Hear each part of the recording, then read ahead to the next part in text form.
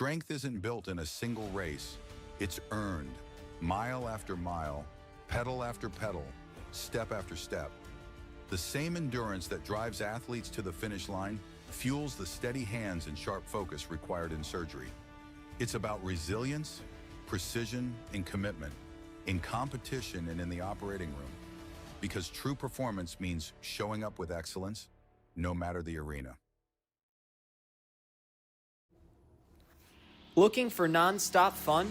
Sky Zone Biloxi at the Edgewater Mall is the place to be. Jump off wall-to-wall trampolines, dunk on the basketball court, or conquer the warrior course. Sky Zone Biloxi truly has something for everyone. And now, you can celebrate big with our newly upgraded birthday party packages to make their special day unforgettable. Get ready to jump, play, and soar higher than ever at Sky Zone Biloxi.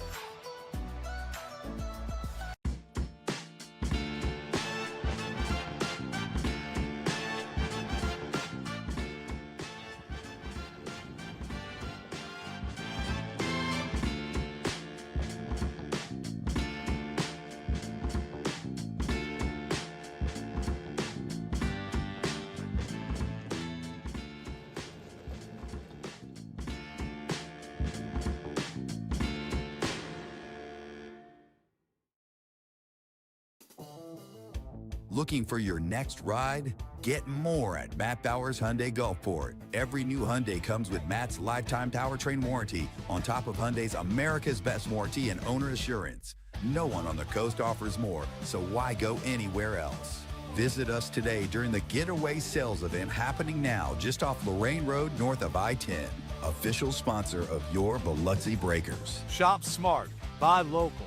Matt Bowers Hyundai Gulfport.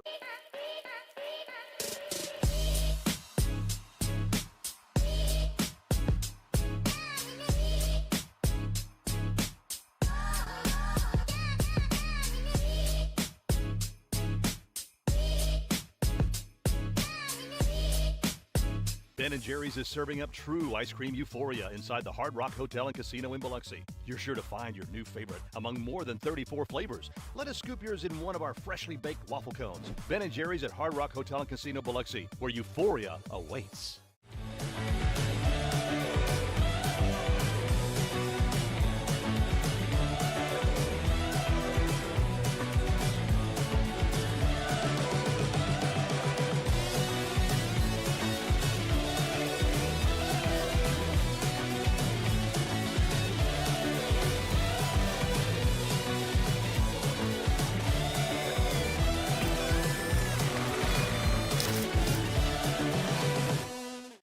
Fly in for a daiquiri that scores every time. Mile High Daiquiris is an aviation-themed daiquiri shop and the official daiquiri of the Biloxi Breakers.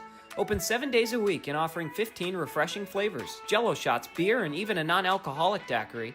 They supply mobile daiquiris for weddings, birthday parties, and events. Only 4.6 miles west of the Mississippi Coast Coliseum. Grab your crew and come try the best daiquiris on the Gulf Coast where flavor takes flight. Become a frequent flyer at 1107 Cowan Road, Suite B, Gulfport.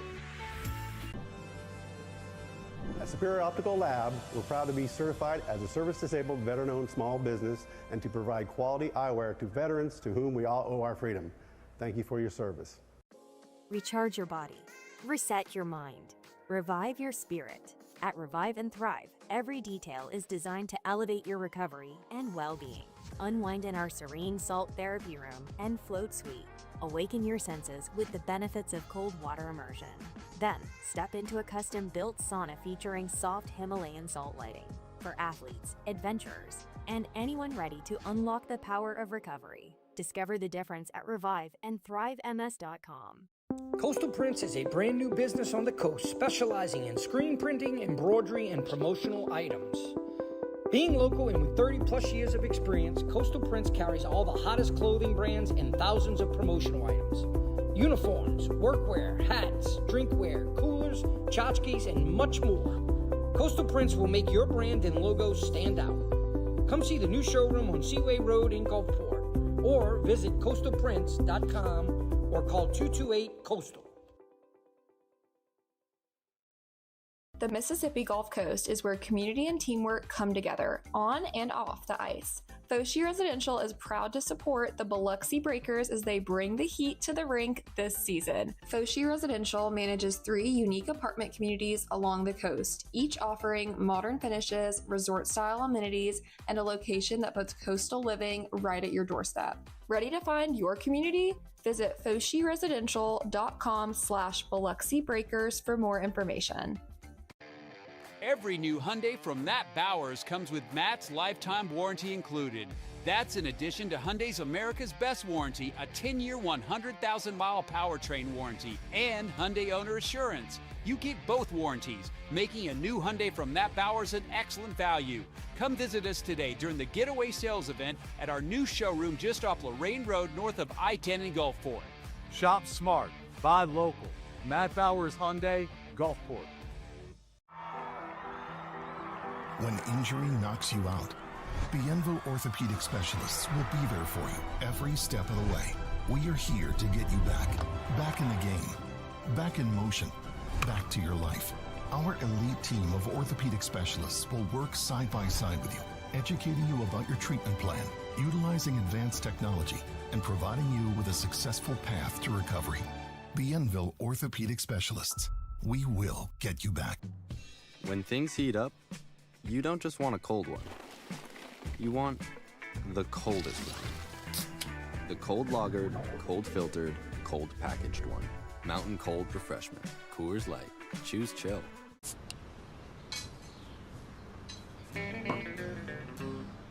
Hello out there, we're on the air. It's hockey night tonight. Tension grows, the whistle blows, and the puck goes down the ice. The goalie jumps and the players bump and the fans all go insane. Someone roars, Bobby scores at the good old hockey game. Oh, the good old hockey game is the best game you can name. And the best game you can name is the good old hockey game. Where players dash and skates a flash, the home team trails behind. But they grab the puck and go bursting up and they're down across the line. They storm the crease like bumblebees. They travel like a burning flame. We see them slide the puck inside. It's a good old hockey game.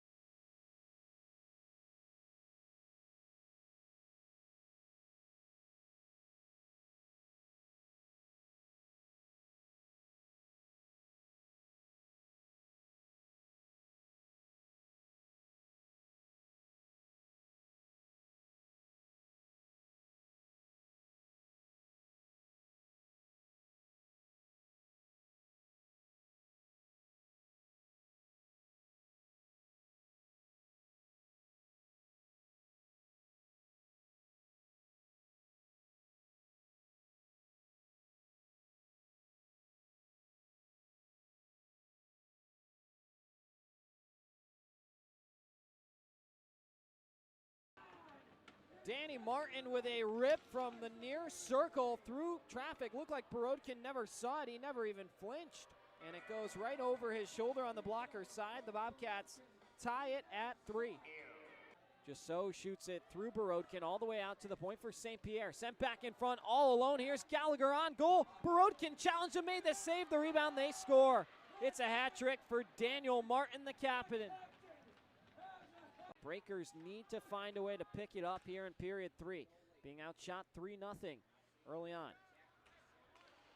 McHugh through the legs of Leonard. Enters the zone, out wide to Daly, back down low. McHugh in front. Farusith buries it. The Breakers give up a pair of goals just 33 seconds apart. A beautiful passing play by the Bobcats. And Coach Zemlicka must have fired them up in the locker room because the Breakers are imploding to begin period 3. Up to the point, Stoya shoots one and scores! Matthew Stoya with a quick answer. Throws the heart up at his family and the crowd. And Stoya rips one by Greg Hussey to make it 5-4. Off for a change, Veilleux to Thornton. Thornton runs over Damon Faruseth with a big hit. Daly then runs into him. Thornton throws a slash. This is all behind the play as now they converge. Thornton's going to jump him. Here we go. Thornton and Daly in front of the Bobcats bench. Thornton, a hammer of a right hand. Got the bucket of Daly off. Still going. He's got him pinned up again. You mess with the wave, you get the thorns. Carter Thornton sticking up for his new assistant captain. Patakin begins the charge below the end line. Running out of time, gives it away to Martin, who floats it into the empty net, and that will do it. Danny Martin with a 4-goal night. And a game that showed a lot of promise for Biloxi comes up in heartbreak as they're going to fall by a final of 6-4 tonight. Mullins will hold on to this one. Dish it to Christo, and that will do it in full time. The Breakers fall by a final of 6-4 in a fun game here tonight at Breaker Bay. Final shot totals 49-31 in favor of the Bobcats.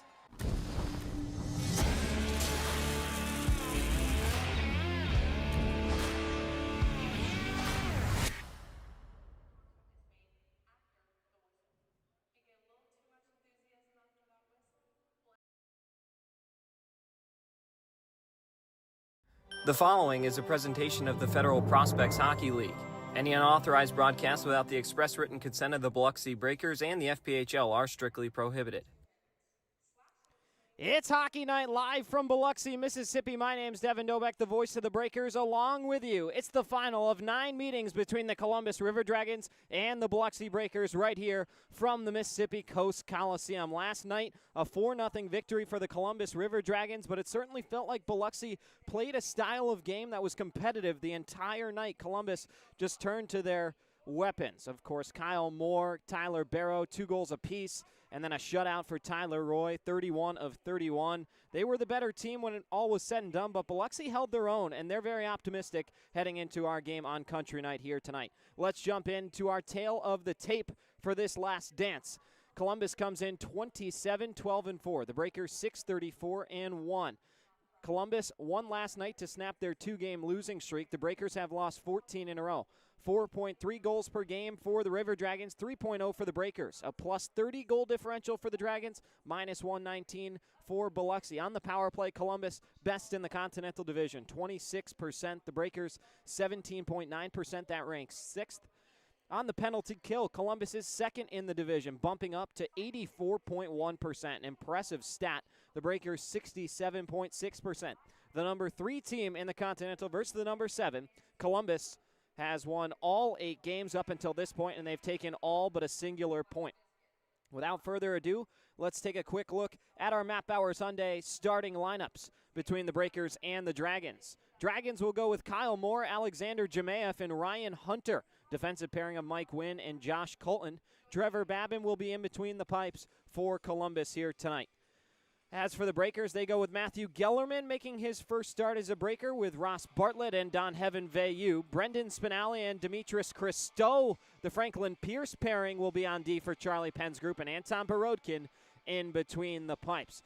Goalie matchup tonight, as we mentioned, Trevor Babin. He comes in this season 10-4-0-3 with a .914 save percentage and a whopping 2.87 goals against average. One shutout for him on the season. That came back on January the 24th, and he'll be looking to make an impact for Columbus here tonight. As for Anton Borodkin, comes in. He's lost all 18 of his starts this season across 3 teams, but Anton has given his team a chance to win every game in each of his last 10 starts, including last night. Although the Breakers lost 4-0, that was just the 4th time this season they've surrendered less than 5 goals and still lost. So Borodkin met the stat line. The offense just couldn't pull it together. We'll see what they're able to do here tonight. But Anton with an 880 save percentage on the season. That's been closer to 890 as a Biloxi Breaker, and a goals against average just under 6. Still looking for his first win of the season. They're introducing the starting lineups here. Wait till you see these Breakers jerseys. If you joined us for warm-ups, you might have got a glimpse, but they've got the picnic blanket checker pattern with overalls in denim socks as well with those blue buckets. Columbus is in their all-black uniforms with a teal logo on the chest that says Dragons, and they have teal numbers and teal last names. Breakers are getting set to take the ice here, so we're going to send it to Mitch Arbaugh, public address announcer, and then head into our intro video right here on Country Night, the final meeting between the Dragons and the Breakers. Don't go anywhere.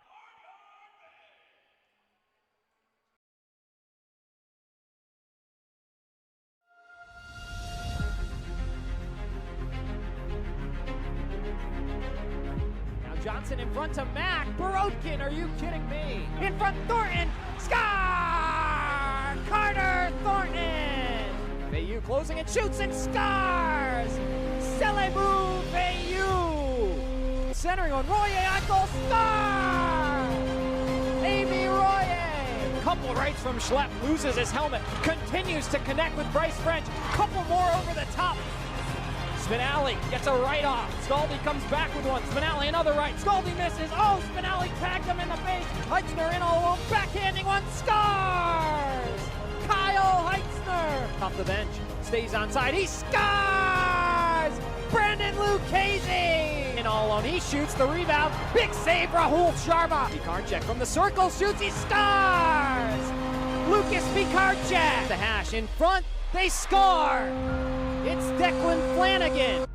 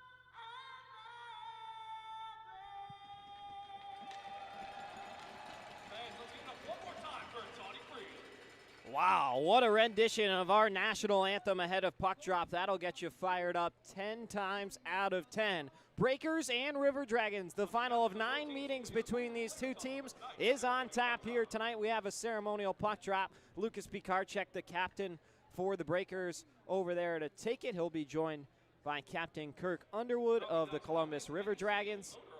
And it's Eddie Seal of Eddie Seal's Auto Service Center doing the ceremonial puck drop. Eddie, a huge supporter of Breakers hockey. He's spent time helping around the rink, helped put up the dasher boards that you see wrapped around the entire boards here in the stadium. Eddie, a huge volunteer, not only of his time, but his money. He's been absolutely awesome. We're so happy to have him on board with us. And thanks so much, Eddie, for dropping the puck for us here tonight.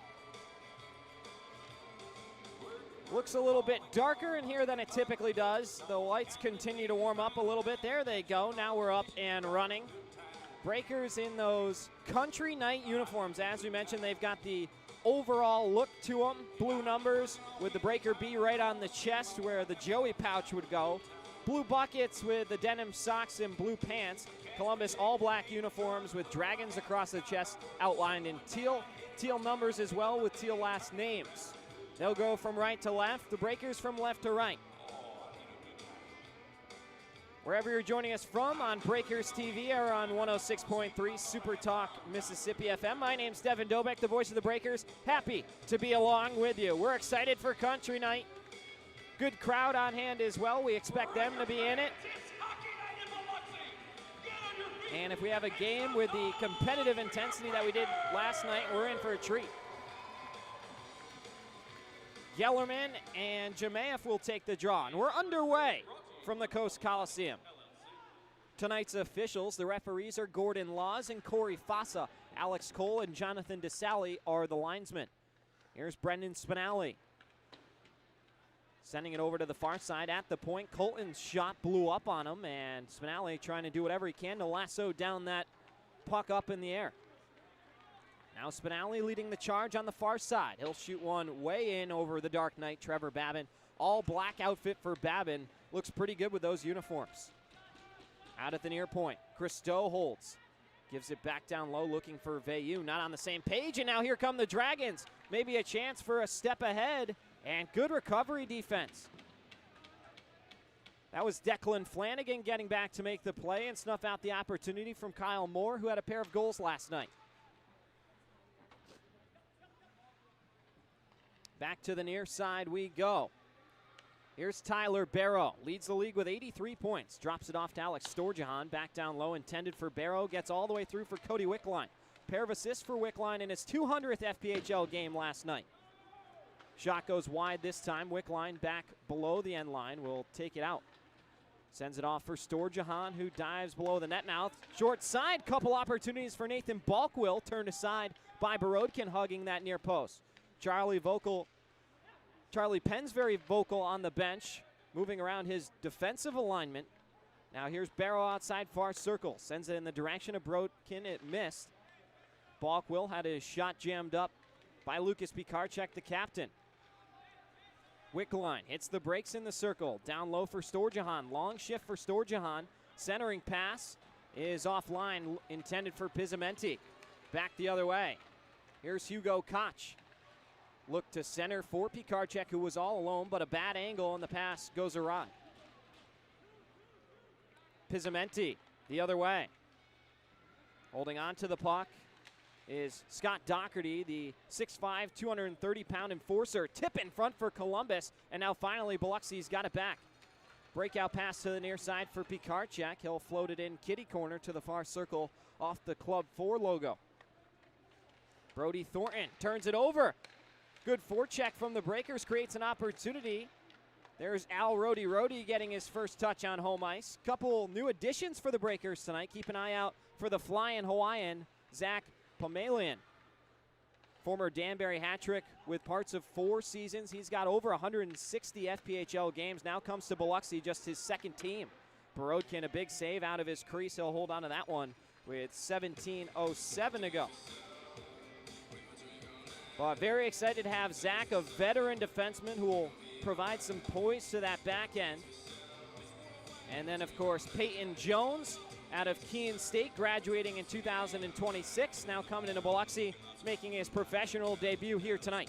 Prior to that, a couple seasons at Franklin Pierce, was a teammate of both Demi Christo and Brendan Spinelli, now links up with them here in Biloxi. In the corner, Connor Mullins flips it to the near side. Veilleux run into the wall by Mike Wynn. First game off of IR last night since January 31st, and Wynn had an assist. His 9th point of the season at the point now. Sent back down low. Intercepted. Bartlett springing ahead on a breakaway. Bartlett shoots. Big save made by Trevor Babin. Bartlett looked to go glove side with a wrist shot. And Babin coming out to cut down the angle, made a big time stop. Christo sends it on goal. Redirected by Bartlett for a moment in front. And then Bartlett taken down awkwardly. Breakers are going to head a man up shortly. There's a tip. They score! Ross Bartlett. And Connor Mullins had the shot from the point. Bartlett redirected it home, and the Breakers strike first here on Country Night. It's 1-0.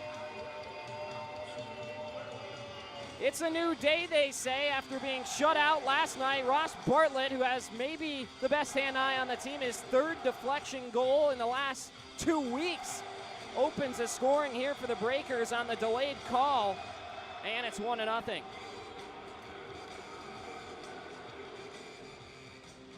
The officials heading in between the glass to consult with the off-ice crew led by Sarah Carmen down in between the glass, and I believe they're going to see if this was redirected with a high stick.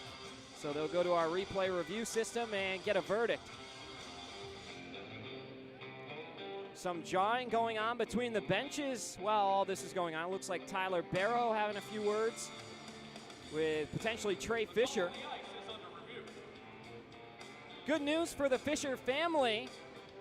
Please let us introduce you to Uncle Trey Fisher. His sister Talia had a baby girl named Blakely this morning. Congratulations to Trey becoming an uncle earlier this morning. Very excited for him. Of course, his father, Wade, I know he doesn't want to hear it, but Wade, you're a grandpa now, so congratulations to you and the rest of the family as well.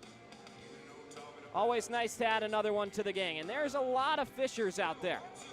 Maybe a new generation brewing.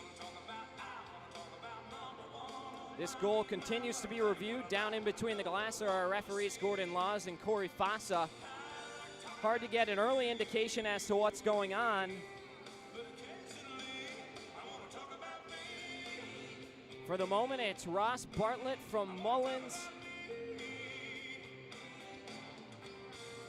They haven't put it on the sheet yet with the secondary assist, as now they'll hand off the iPad and we'll have the indication coming. Who's going to be the hero or the villain coming out of the glass? No goal. They wave it off. They will take it off the scoreboard. So it looked like Bartlett had one, but they rule a high stick, and so we'll play on. Head coach Jerome Bichard cashing in the challenge, and it worked well. Columbus buys a life. Pikarczyk getting the explanation over at the logo on center ice. The good news for for Biloxi is Josh Colton is going to have to go serve a penalty that would not have had to have been served had the Breakers scored. But considering the goal's been ripped off the scoreboard, the Breakers are going to open up a little silver lining with a walk-on's power play.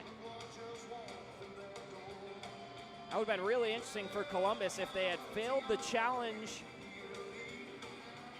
and then would have had to go shorthanded for the failed challenge.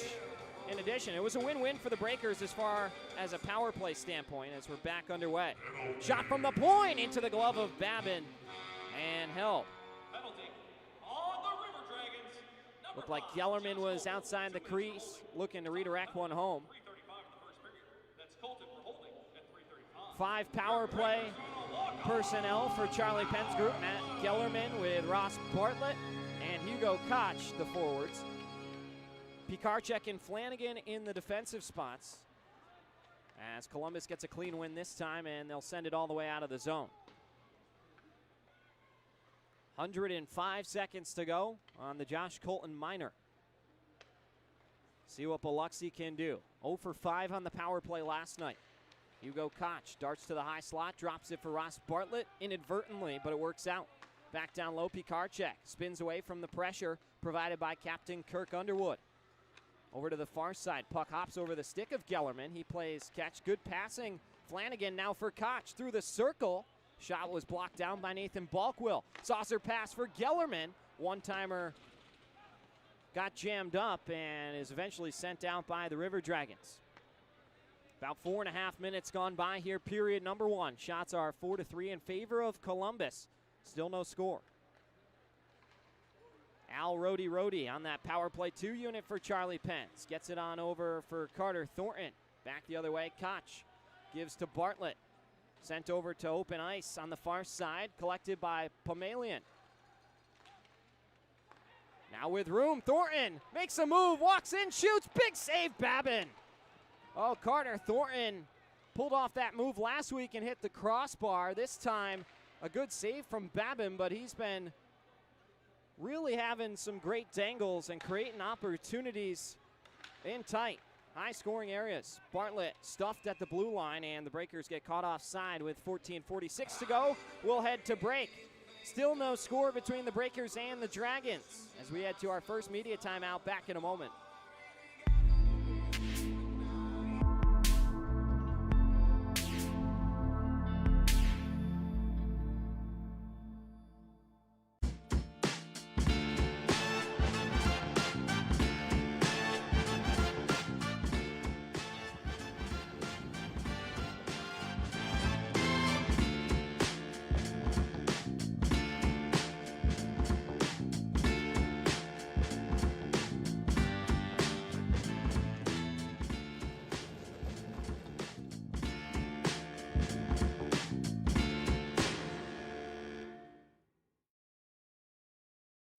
Strength isn't built in a single race. It's earned, mile after mile, pedal after pedal, step after step. The same endurance that drives athletes to the finish line fuels the steady hands and sharp focus required in surgery. It's about resilience, precision, and commitment in competition and in the operating room. Because true performance means showing up with excellence, no matter the arena.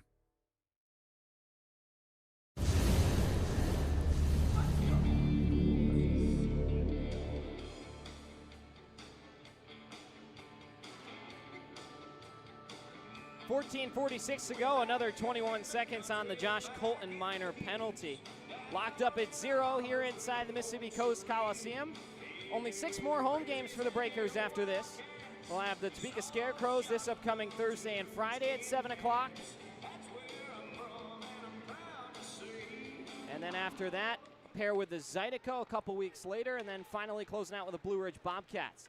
Doherty looked to throw a check into Brendan Spinelli over on the far side. Then he runs over Spinelli. That should be an interference call. Spinelli just trucked by Doherty in open ice. He's going to have to get back and recover.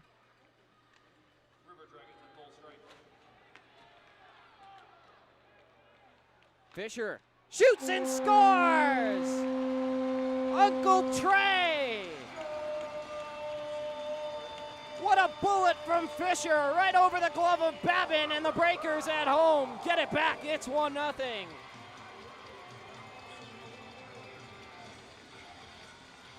How about that rip from Fisher? His career high 9th of the season. The assistant captain back on home ice with a bullet that froze Babin. And the Breakers open the scoring at 1-0. The newest uncle in the building. 14:16 to go in the first period, our Republic Finance first period. And we're back underway. Breakers goal, scored by number 9. Demi Christo to the near side for Pikarczyk. Up ahead, looking for Peyton Jones, gets through. Jones stings Kyle Moore.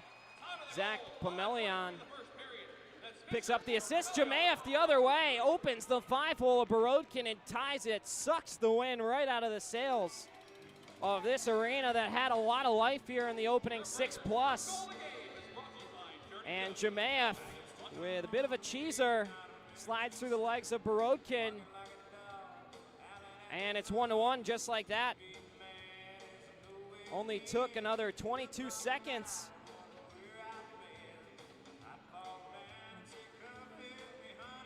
That first goal scored by Trey Fisher is our Dirty Dough in Biloxi first goal of the game. Check them out at their new location off of East Pass Road. From the point, Flanagan's shot goes wide. Spinelli steps up, keeps the play alive. Swept in the direction of the goal by Gellerman, but he fanned. Veilleux battling down in the corner. Picked up by Gellerman out to the point. Bartlett swings one down low again. On the far side wall, Bartlett down low for Veilleux. He's awkwardly run into the dasher down in the corner. Flanagan on goal, and Babin with a glove save. And now some extracurriculars, a little pushing and shoving down outside the crease. Breakers mixing it up. Little extra farmer strength behind them here tonight. Shots are 6-5 Biloxi in the early onslaught of our game here. 13-16 remains in the first period.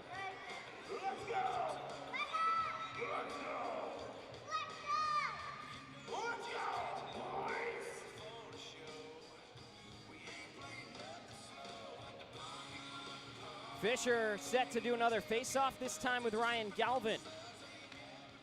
It's won by Fisher. Flanagan will dump it in. Columbus picks it back off. Sent up ahead by the Dragons. Not gonna lie, hard to see both teams' numbers on these uniforms. Nice play on the forecheck. Fisher looks to center one, redirects off a couple legs intended for Thornton. But the Breakers with blue numbers on that blue denim, and then Columbus with just a teal outline, but the black on black's a little tough to pick up. So bear with me here. Puck will be dumped in. Taken down with a trip was Al Roti, and Breaker bench looking for some sort of arm to go up in the air. Play stays alive, centering feed is recollected by Thornton. Threads it through, and then eventually taken away off the stick of Roti. Pamelian. Pass cross ice for Hugo Koch. Koch looking back for Trey Fisher, intercepted. Here come the Dragons. Scaldi shoots one. Skate Scaldi was scratched last night, now back in the lineup in place of Joel Texmo. Under 12 minutes to play in our Republic Finance first period. Wrapped all the way around the wall, collected by Lucas Pikarczyk. Down in the corner.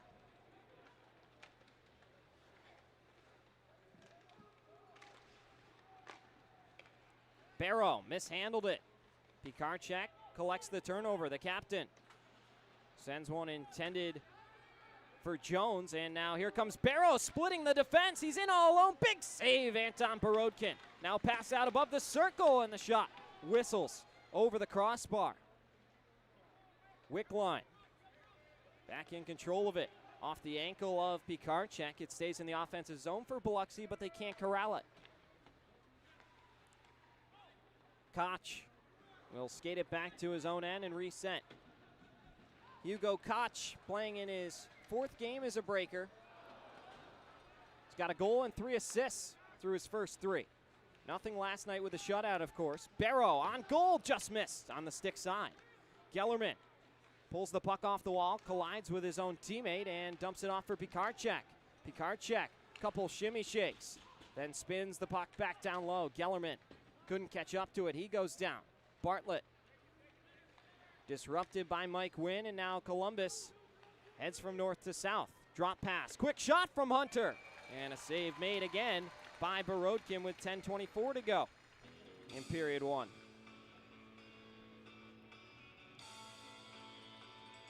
Solid effort from both sides through the first half of the opening period. Shots are 7 apiece.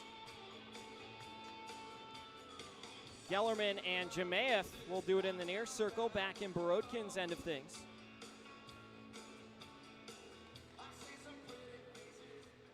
Christo ties it up on the wall, waits for help. Gellerman provides it. It's chipped out of the zone. Bartlett in a foot race. Might be able to catch Colton flat-footed. Here's Bartlett through the legs, dashing to the goal and disrupted once again. Gellerman hit up high by Mike Wynn with a check that time. Good forecheck from Bartlett, and Gellerman imposes his will down in the corner. Skewered back out to center and dumped by Spinelli. Pomelian back on the ice for the Breakers. Along with Connor Mullins, that's the pairing. Both former Danbury hat tricks at one time or another.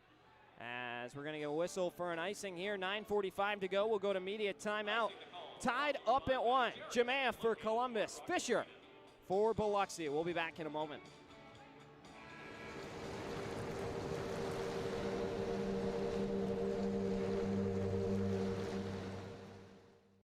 Fly in for a daiquiri that scores every time. Mile High Daiquiris is an aviation-themed daiquiri shop and the official daiquiri of the Biloxi Breakers. Open 7 days a week and offering 15 refreshing flavors, Jello shots, beer, and even a non-alcoholic daiquiri. They supply mobile daiquiris for weddings, birthday parties, and events. Only 4.6 miles west of the Mississippi Coast Coliseum. Grab your crew and come try the best daiquiris on the Gulf Coast where flavor takes flight. Become a frequent flyer at 1107 Cowan Road, Suite B, Gulfport.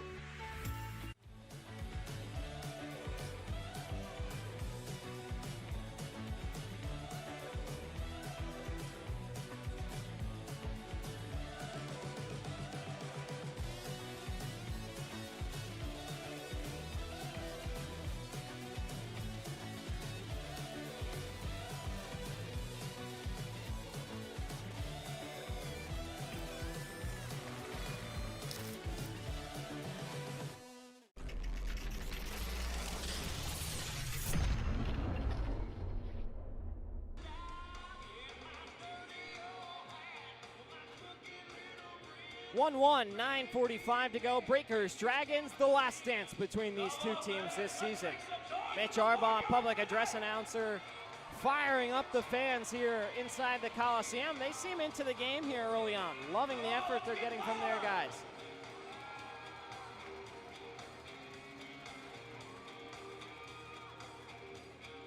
And on the draw, Fisher wins it back out towards the point. An awkward collision, Rhodey sent down into the dasher. He's taken a couple awkward collisions. Thought maybe you'd get a call for the first one. But we play on. Fisher through the neutral zone. Rhodey on the forecheck as well. Hunter looks to maneuver around Thornton, cut off by Pomelian. Flipped ahead, intended for Rhodey. Intercepted by Pomelian.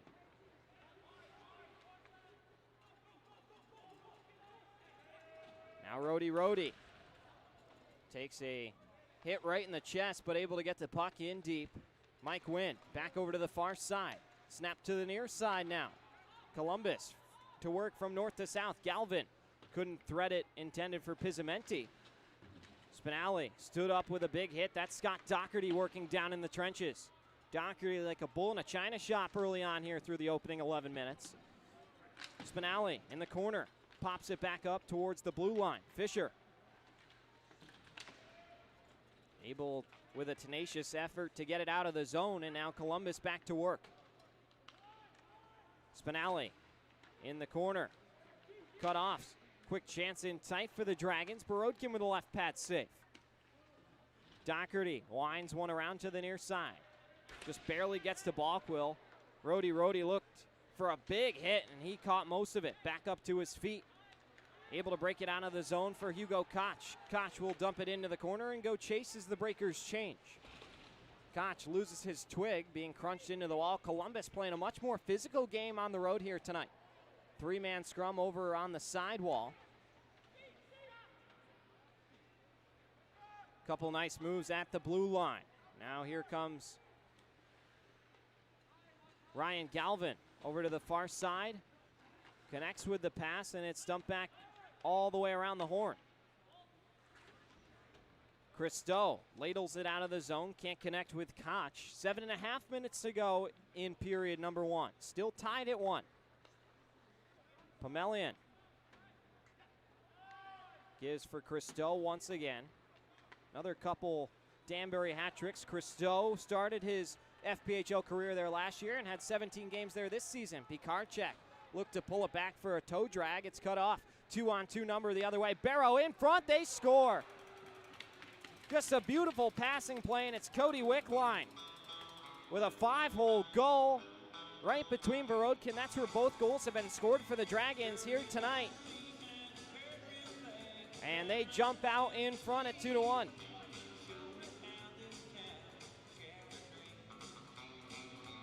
Tyler Barrow is a wizard with the puck on his stick, and that's not to sing his praises too much, but the league leader in points now picks up his 51st assist, and that was a beautiful feed to open up the lane for Cody Wickline. Right down the slot, able to beat Borodkin. Thornton, Brody Thornton, I should say, sends it across. Good forecheck from Bartlett, almost won a possession back for Biloxi. Moore. Harassed by Flanagan. Veilleux chips it back out to center. Brody Thornton bangs it down low once more. Shipped ahead. And Mullins wheels it around for Bartlett. Bartlett guides it for Matthew Gellerman. Gellerman overskated it for a moment, then collides with Justin Samara. Brody Thornton drop for Hunter. Hunter with room near circle shoots, and a big save made by Borodkin. Breakers can't clear. Backhand opportunity in front for Moore. And Borodkin with another big save. Bartlett with a quick conversation. The linesmen get involved. Golden opportunity for Moore on the backhand from in tight. Breakers got to be careful, though. You see Ryan Hunter lurking in through the low circle. I mean, this guy's just a pure goal scorer. Can't give him that kind of space because he's going to start to make it hurt, although he hasn't yet this weekend. 7 multi-goal games in 32 contests for Ryan Hunter. Scaldi and Spinelli out there once again. They've already fought twice this season.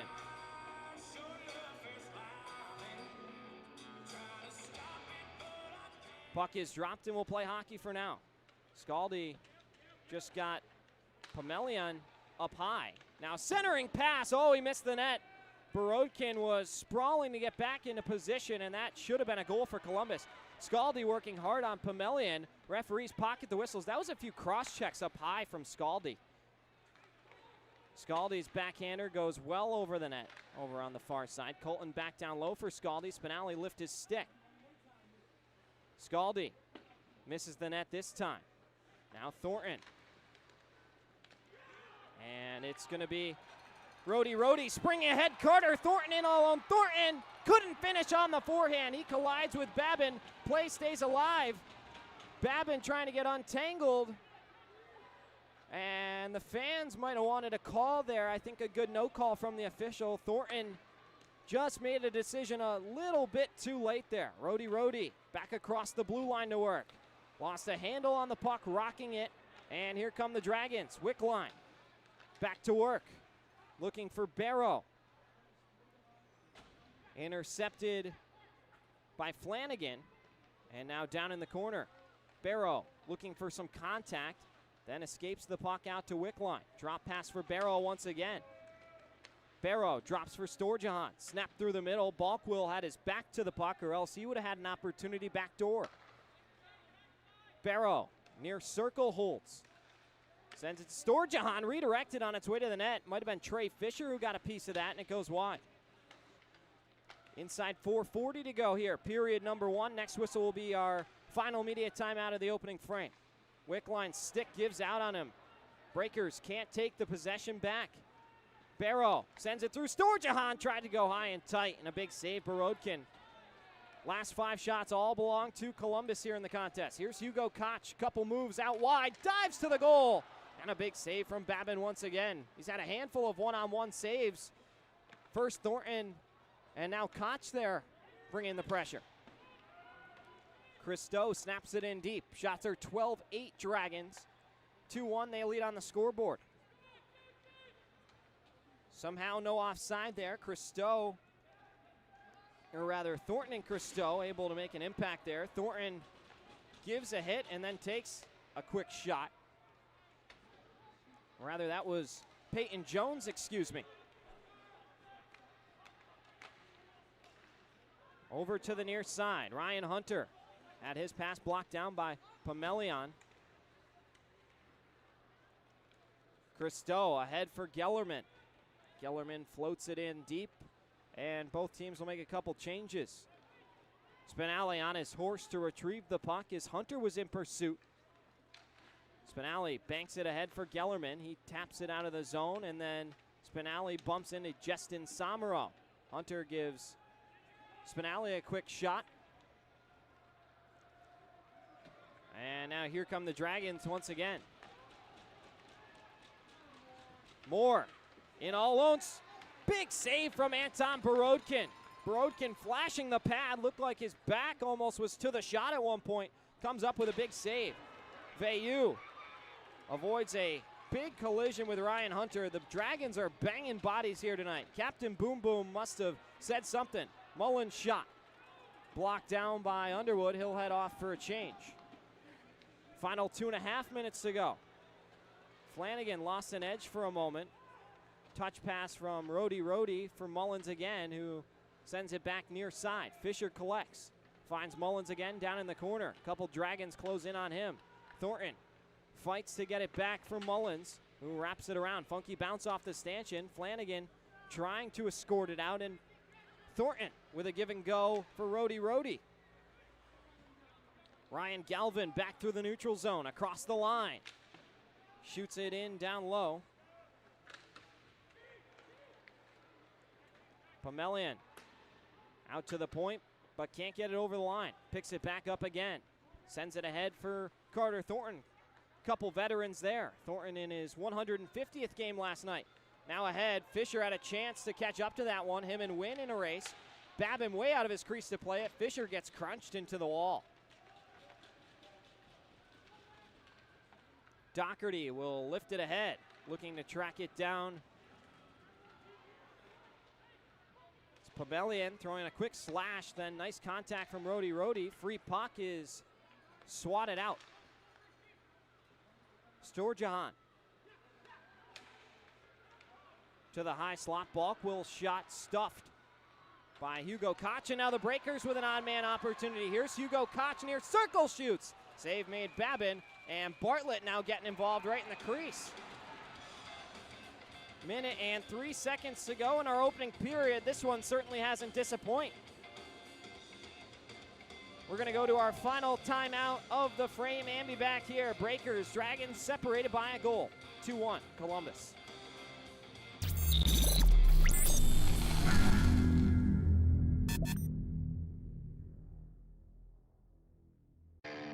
Every new Hyundai from Matt Bowers comes with Matt's lifetime warranty included. That's in addition to Hyundai's America's Best Warranty, a 10-year, 100,000-mile powertrain warranty, and Hyundai Owner Assurance. You get both warranties, making a new Hyundai from Matt Bowers an excellent value. Come visit us today during the Getaway Sales event at our new showroom just off Lorraine Road north of I-10 in Gulfport. Shop smart, buy local. Matt Bowers Hyundai, Gulfport. Ben & Jerry's is serving up true ice cream euphoria inside the Hard Rock Hotel and Casino in Biloxi. You're sure to find your new favorite among more than 34 flavors. Let us scoop yours in one of our freshly baked waffle cones. Ben & Jerry's at Hard Rock Hotel and Casino Biloxi, where euphoria awaits.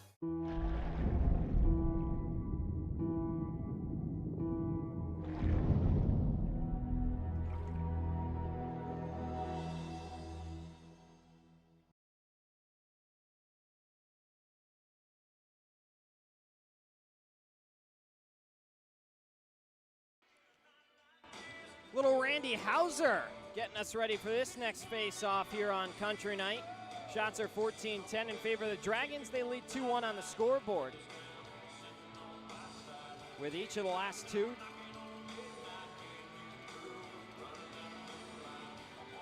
Officials waiting for the okay.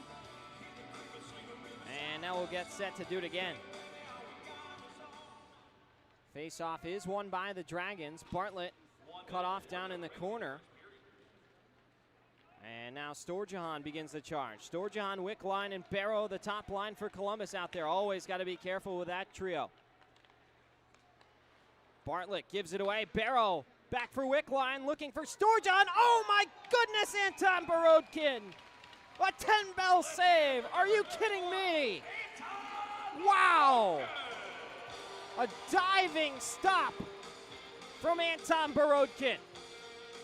One of his best saves of the season with 39 seconds to go. Clip that one. SportsCenter top 10. Wow. How about that?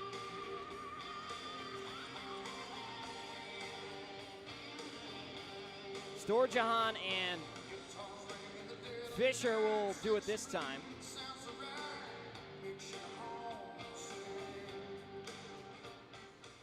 Face-off is won by Columbus, but not controlled. Now Storjahan with it in the slot. Backhands one, wheeling around, shoots through traffic. It trickles home.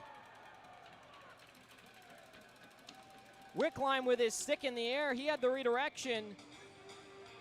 And Columbus with a devastating goal, just 30 seconds to go in the frame. And Wickline's got his second of the night to make it 3-1 Dragons. Frustrating period for Biloxi. Doesn't feel like a game they should be losing by 2 goals. They also had a goal waved off early on in the game. And now here in the final minute, chasing 2. Columbus has begun to pull away. They've got 10 of the last 13 shots. So they're tilting the ice. Breakers have had their chances, just got to find ways to cash in.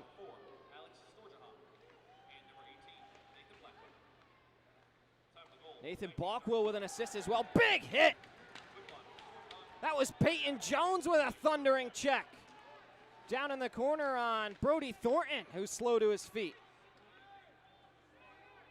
Jones and Scaldi now gonna go. Scaldi wants a response, and he got him right in the face. His time expired. Jones sprawling down on the ground. Peyton Jones, welcome to the FPHL. A massive hit on Brody Thornton down in the other end, and now Scaldi and Jones get into a quick bout. Scaldi trying to fire up his bench.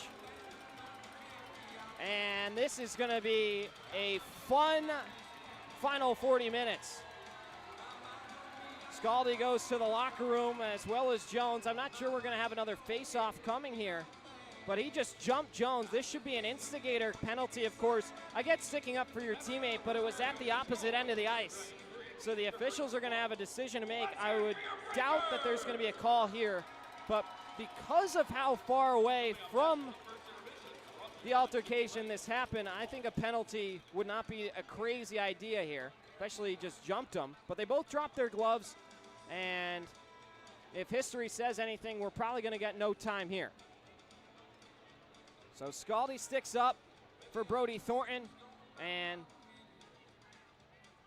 Trey Fisher and Lucas Pikarczyk want an explanation from Gordon Laws, the referee down at center. Kirk Underwood getting some information as well. We're going to head to break. Wow, a fun period, but the Breakers do trail by 2. It's 3-1 River Dragons. We'll head to break and be back in a moment right here. We're going to have Xavier Charbonneau's interview coming up in our Chick-fil-A at the Edgewater Mall. First intermission. But a big thundering hit to close out that frame by Peyton Jones, the Keene State Owl.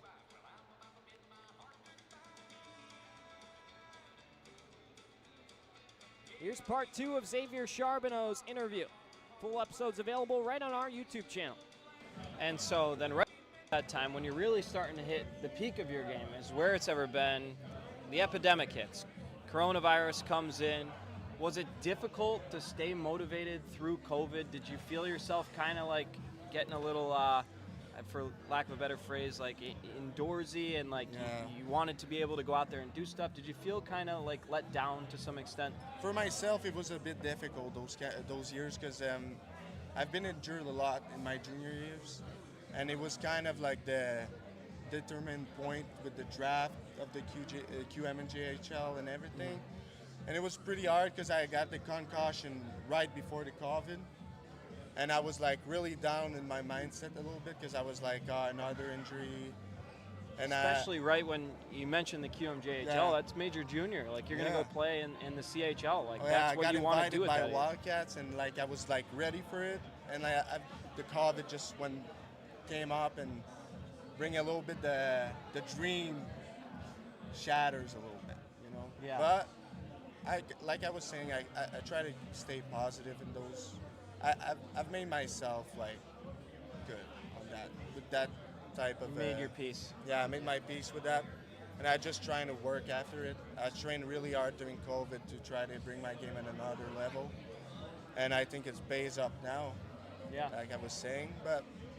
And you already touched upon the fact that it was a little bit demoralizing having that chance to go play major junior stripped away. Do you think that things in your career would have panned out differently had you had that opportunity to play at that higher level and play with the best of the best? You know, you never know. You can never play much. And sometimes you just have a path and you need to follow, and everything's happened for a reason. I'm really that type of guy, so I just made my peace and trying to move up forward and make my own path. So after COVID, now we get to 2021-2022. You join the Terrebonne Cobras of the QJHL. Yeah. 22 games here, 5 goals, 6 assists. You're now 18 years old, relatively fresh out of COVID. Did you feel the competition had changed? Because now you've had, maybe a handful of months off or a year off with the coronavirus. Did you feel that you were able to kind of hit the ground running and play right back at that level, or did you feel yourself a little bit handcuffed or handicapped from that year? What was it like? At the beginning, a little bit, but I made myself like work a little bit harder at the beginning of the season because I've seen that I was maybe losing it a little bit because of COVID.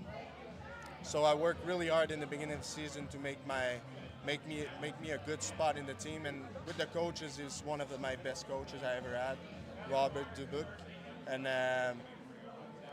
he was seeing me like a good grinder, and I was a Swiss knife with that team. So my role wasn't to make points and everything, and I made my peace with that, and I just pushed forward to be the best support player that I could be for that team. Persistence and tenacity through all these things that you went through seems to be a constant theme in your career, which is what you need to be able to do as an athlete. Like, it is not a straight path, 99 times out of 100. So to be able to get through all those things is definitely led you to where you are today.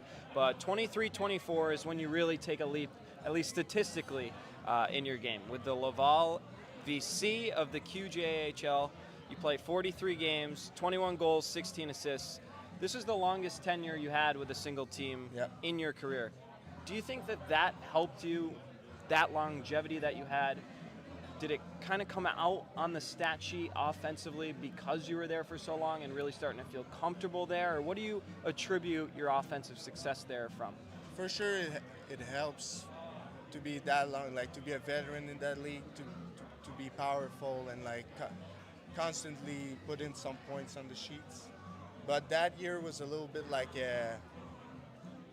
how you say it, I don't remember. Like it was like my last year, It was like I had the knife between my teeth, and came out for my surgery too of my knee, ACL and everything. So I was like really like in the gamer mode. It was like my last chance to prove myself. Leaving it all out there. Yeah, and I give it all out. And with my coaches, he trusts me.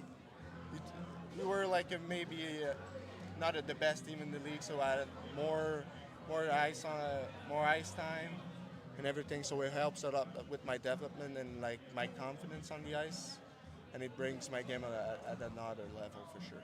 So previously you were with, we said Terrebonne, and now you come to Laval, both those teams in the QJHL.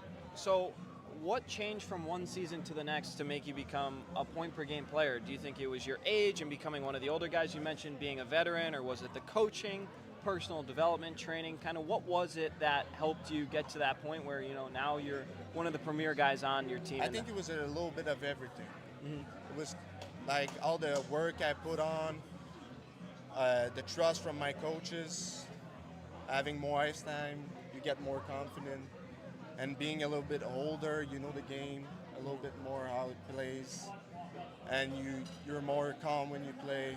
calm and collected, you make less mistakes, and it make a difference for sure. So now we get up to 24-25. So last season you joined the Tottenham Railers of the GMHL, which since has become an affiliate of the Breakers, but at the time wasn't. You had yourself a stellar year full of career highs, accolades, 34 games played there, and you post 40 goals and 38 assists. You were also named the GMHL's top defensive forward in the South. So all of a sudden you're playing this unbelievable two-way, 200-foot game, which is a goal of any hockey player. Just what was working so well, and what are your initial thoughts looking back at Tottenham? I think it was. It's not like it's a really different leagues, and I had more space. I was older. I was 21, and I was playing like against, because it's not a federation league, so it's non-federation league, so you can play at 21 there, and it made like a big difference to play against younger guys for sure. Not to give out some, like, not to be humble, but like just it's true. It makes a difference to be that old and that like have like all those years behind you against some younger guys. But for sure, I was really confident in that year with the year before, and I was like really confident on the ice, and the coaches trust a lot in me. I was the captain there.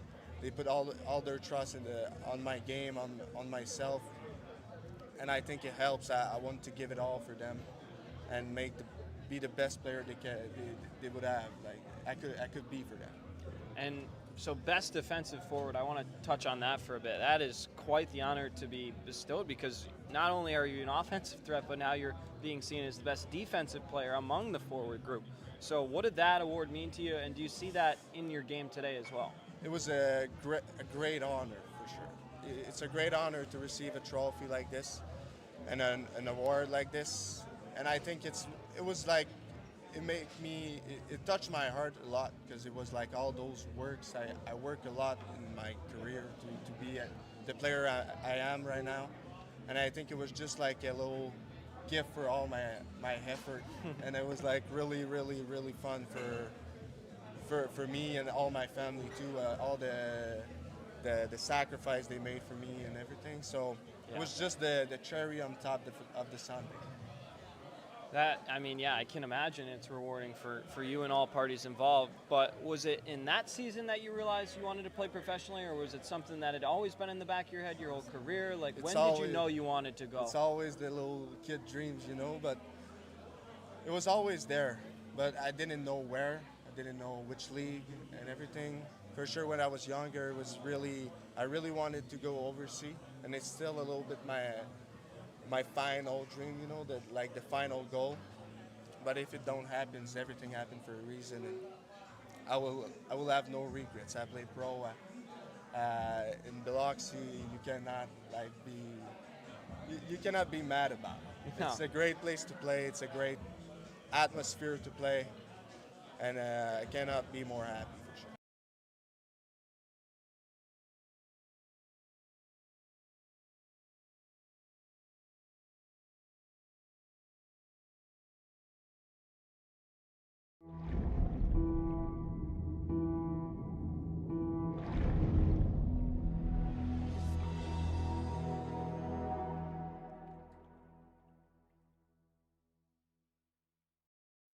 Strength isn't built in a single race. It's earned, mile after mile, pedal after pedal, step after step. The same endurance that drives athletes to the finish line fuels the steady hands and sharp focus required in surgery. It's about resilience, precision, and commitment, in competition and in the operating room. Because true performance means showing up with excellence, no matter the arena. Looking for non-stop fun? Sky Zone Biloxi at the Edgewater Mall is the place to be. Jump off wall-to-wall trampolines, dunk on the basketball court, or conquer the warrior course. Sky Zone Biloxi truly has something for everyone. And now, you can celebrate big with our newly upgraded birthday party packages to make their special day unforgettable. Get ready to jump, play, and soar higher than ever at Sky Zone Biloxi.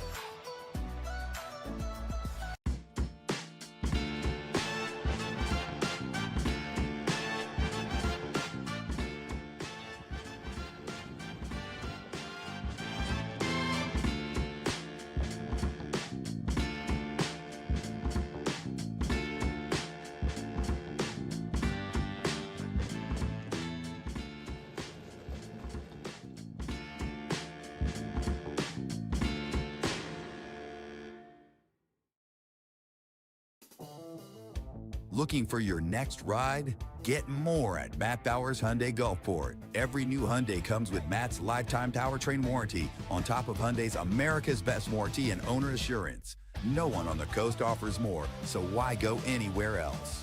Visit us today during the Getaway Sales event happening now just off Lorraine Road north of I-10. Official sponsor of your Biloxi Breakers. Shop smart, buy local. Matt Bowers Hyundai, Gulfport.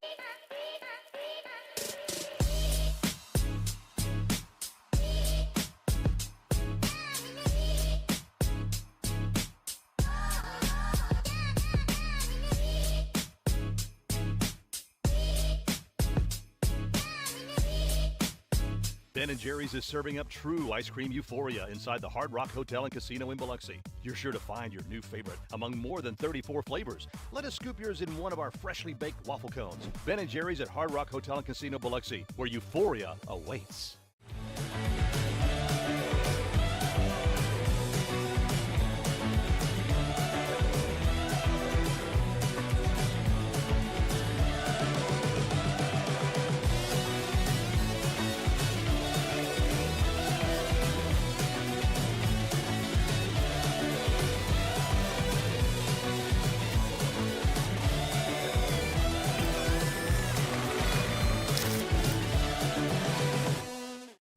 Fly in for a daiquiri that scores every time. Mile High Daiquiris is an aviation-themed daiquiri shop and the official daiquiri of the Biloxi Breakers. Open 7 days a week and offering 15 refreshing flavors, jello shots, beer, and even a non-alcoholic daiquiri. They supply mobile daiquiris for weddings, birthday parties, and events. Only 4.6 miles west of the Mississippi Coast Coliseum. Grab your crew and come try the best daiquiris on the Gulf Coast where flavor takes flight. Become a frequent flyer at 1107 Cowan Road, Suite B, Gulfport. At Superior Optical Lab, we're proud to be certified as a service-disabled, veteran-owned small business and to provide quality eyewear to veterans to whom we all owe our freedom. Thank you for your service. Recharge your body. Reset your mind. Revive your spirit. At Revive and Thrive, every detail is designed to elevate your recovery and well-being. Unwind in our serene salt therapy room and float suite. Awaken your senses with the benefits of cold water immersion.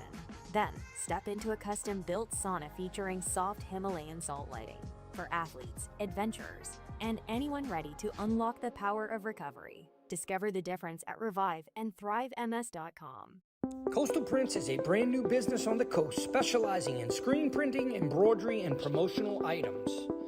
Being local and with 30 plus years of experience, Coastal Prints carries all the hottest clothing brands and thousands of promotional items. Uniforms, workwear, hats, drinkware, coolers, tchotchkes, and much more. Coastal Prints will make your brand and logo stand out. Come see the new showroom on Seaway Road in Gulfport or visit coastalprints.com or call 228-COASTAL. The Mississippi Gulf Coast is where community and teamwork come together, on and off the ice. Foshi Residential is proud to support the Biloxi Breakers as they bring the heat to the rink this season. Foshi Residential manages 3 unique apartment communities along the coast, each offering modern finishes, resort-style amenities, and a location that puts coastal living right at your doorstep. Ready to find your community? Visit foshiresidential.com/Biloxi Breakers for more information. Every new Hyundai from Matt Bowers comes with Matt's lifetime warranty included. That's in addition to Hyundai's America's Best warranty, a 10-year, 100,000-mile powertrain warranty, and Hyundai Owner Assurance. You get both warranties, making a new Hyundai from Matt Bowers an excellent value. Come visit us today during the Getaway Sales event at our new showroom just off Lorraine Road north of I-10 in Gulfport. Shop smart, buy local. Matt Bowers Hyundai, Gulfport. When injury knocks you out, Bienvo Orthopedic Specialists will be there for you every step of the way. We are here to get you back in the game, back in motion, back to your life. Our elite team of orthopedic specialists will work side by side with you, educating you about your treatment plan, utilizing advanced technology, and providing you with a successful path to recovery. Bienville Orthopedic Specialists. We will get you back. When things heat up, you don't just want a cold one. You want the coldest one. The cold lagered, cold filtered, cold packaged one. Mountain Cold Refreshment. Coors Light. Choose chill.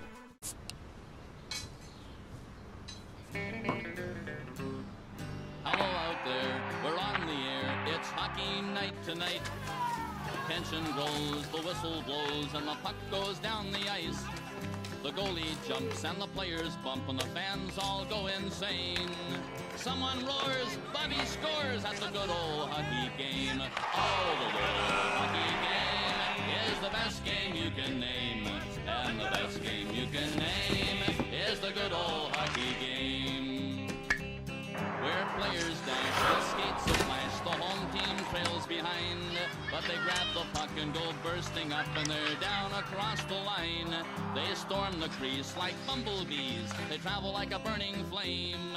We see them slide the puck inside. It's a good old hockey game.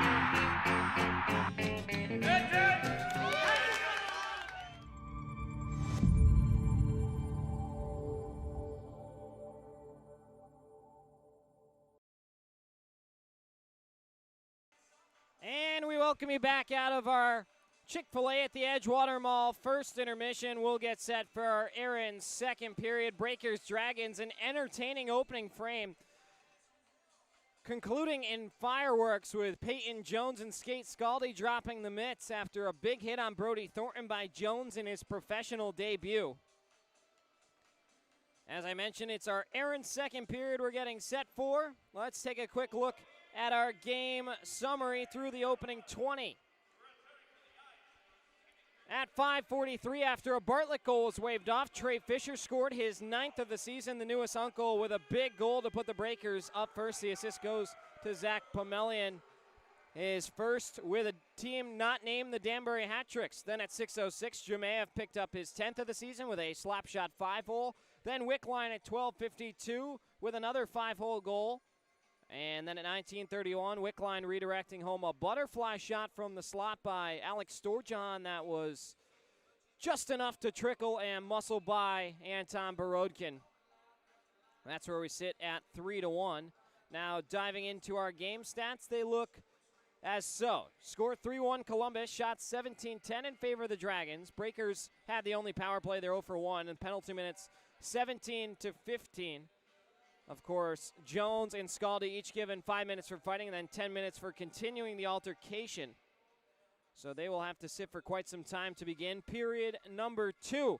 But it was an entertaining opening frame nonetheless. We're excited to see what the second chapter has to offer here. Still anybody's game, but the Breakers seem to take their pedal off the metal in the last 8 or so minutes. Saw Columbus beginning to run away with the shot totals. And as we're just 5 seconds away from puck drop, we'll see what's going to happen now. Scaldi and Jones continuing to jaw with one another in between the glass. Scaldi is up on his feet screaming at Jones. And you can see that at the bottom of your screen for a moment there, but we are underway here in period 2. Dragons now go from our left to right, the Breakers right to left. Christo looks to go track down the puck over on the far side. Jemayev sends it down low, and that looked like a little interference at the blue line. Pikarczyk was hindered with trying to spring free for a potential break. He gives a slash to the mitts of Kyle Moore. Pikarczyk and Moore get locked up. Puck comes back over to the near side. Nice job by Pomelian down in the corner, locking up Jemayev. 4-man scrum. Nobody can free up the puck. Bartlett involved as well. Looks like Ryan Hunter's out there for the Dragons. And finally it comes free to Bartlett. Bartlett goes ahead for Pikarczyk. In a foot race to get to the puck. Mike Wynn, no pun intended, wins the race. And we have a Ben & Jerry's at the Hard Rock Cafe icing. That will bring the draw back to the Breaker end. Shots last night in the full 60 minutes were 37-31 in favor of the Dragons. They've already just about gotten halfway to that total here tonight. Good crowd in Biloxi. They've been loud. They were loud in the intermission getting into it. They're still looking for some more to cheer about. I have a feeling someone's going to need to drop the gloves to get that to happen. Bartlett and Wickline will do it again, and it's a win by Bartlett. Sent back down low, a chance in front. Spin move by Wickline doesn't go. He's on hat trick watch. Bartlett couldn't escort the puck up ahead to Koch. And Pomelian with a good play to force another turnover. Breakers slow 3-on-2 developing. Koch in the middle for Bartlett. Bleeds through where Pikarczyk goes to rescue it. Pikarczyk in the middle looking for Bartlett. Underwood flips it back ahead, and now here come the Dragons. 2-on-1, Barrow and Storjohn. Storjohn walks in and rips a pass by Tyler Barrow down in the corner. Now a turnover. Koch looking to catch someone flat-footed on the back end. Koch holds and shoots. Babin, great goaltending there to come up with a big save. Thought it was Koch. It might have been Pikarczyk. No, it was a little hard to see these numbers, as I had mentioned. 18-18 to go in our Aaron's second period. Still 3-1 Dragons, wherever you're joining us from. Happy to have you with us. My name's Devin Dobick, the voice of the Breakers, along with you on Breakers TV and on 106.3 Super Talk Mississippi. 5 other games active in the FPHL. We'll get into those scores throughout our broadcast momentarily. Here's Trey Fisher forcing a turnover. Doherty in pursuit of him. Fisher takes a big hit, and the puck comes out to the slot. Fisher back up to his feet, but a little slow. Now a foot race. Rhodey. Out as Babin plays it. He blows an edge and goes down into the corner. Puck is sent in again. Doherty on the near side. Stretches the puck up ahead. Here comes Columbus down below the end line. Up to the point, held by Samaro. Trickler goes wide on the glove side of Borodkin.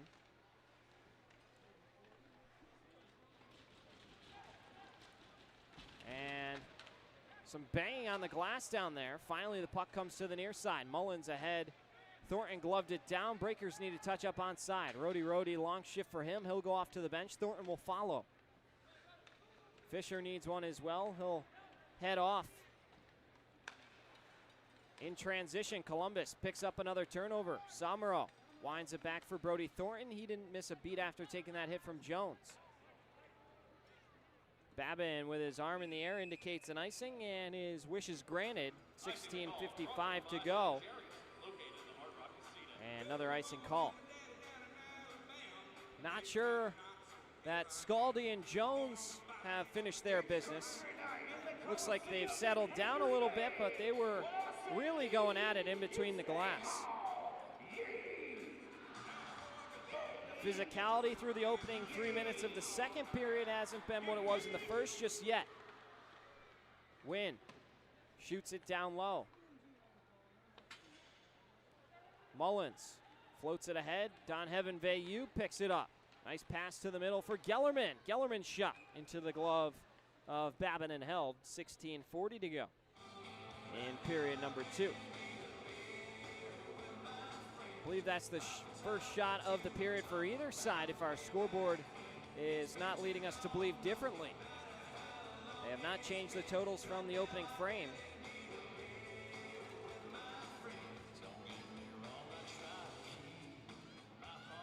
Bartlett is thrown off the face-off dot. And it taken now is Pikarczyk. And it's a win for the Dragons. Around the wall, puck received by Kyle Moore. Up ahead for Ryan Hunter. His pass knocked down by Koch. Good play by Hugo Koch. Then it's given away. Jemayev bumped into by Spinelli, who looked to force it out of the zone.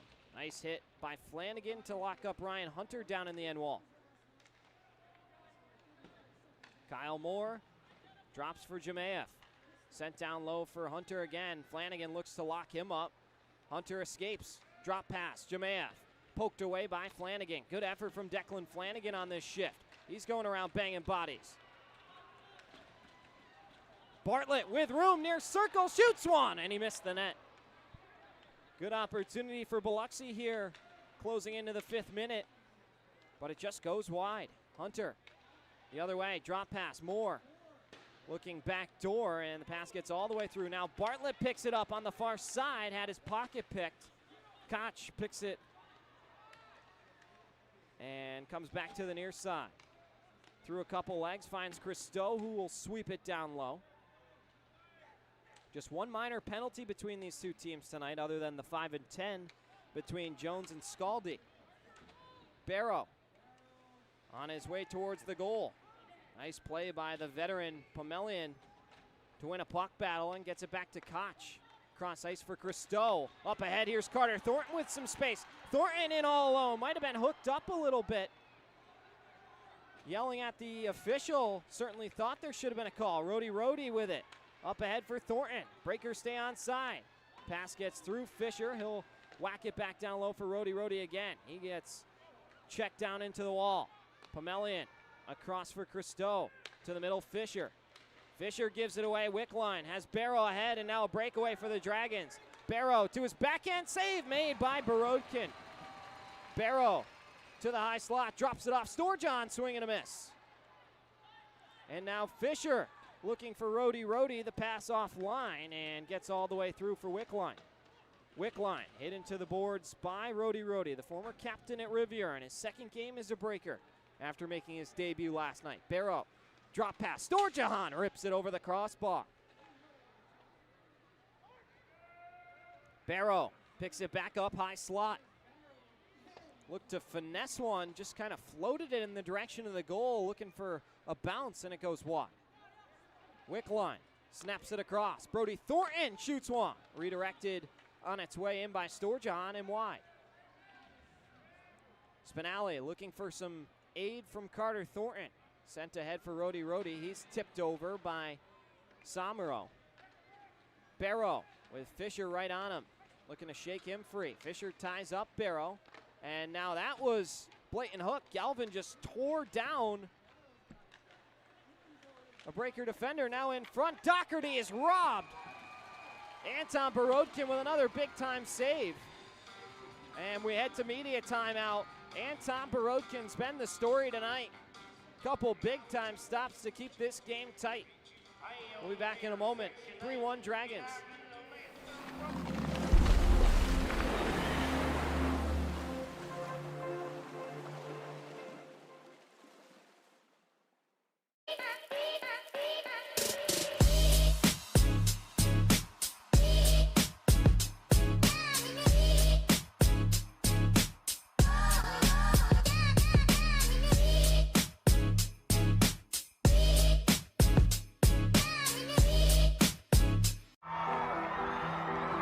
When injury knocks you out, Bienville Orthopedic Specialists will be there for you every step of the way. We are here to get you back in the game, back in motion, back to your life. Our elite team of orthopedic specialists will work side by side with you, educating you about your treatment plan, utilizing advanced technology, and providing you with a successful path to recovery. Bienville Orthopedic Specialists. We will get you back.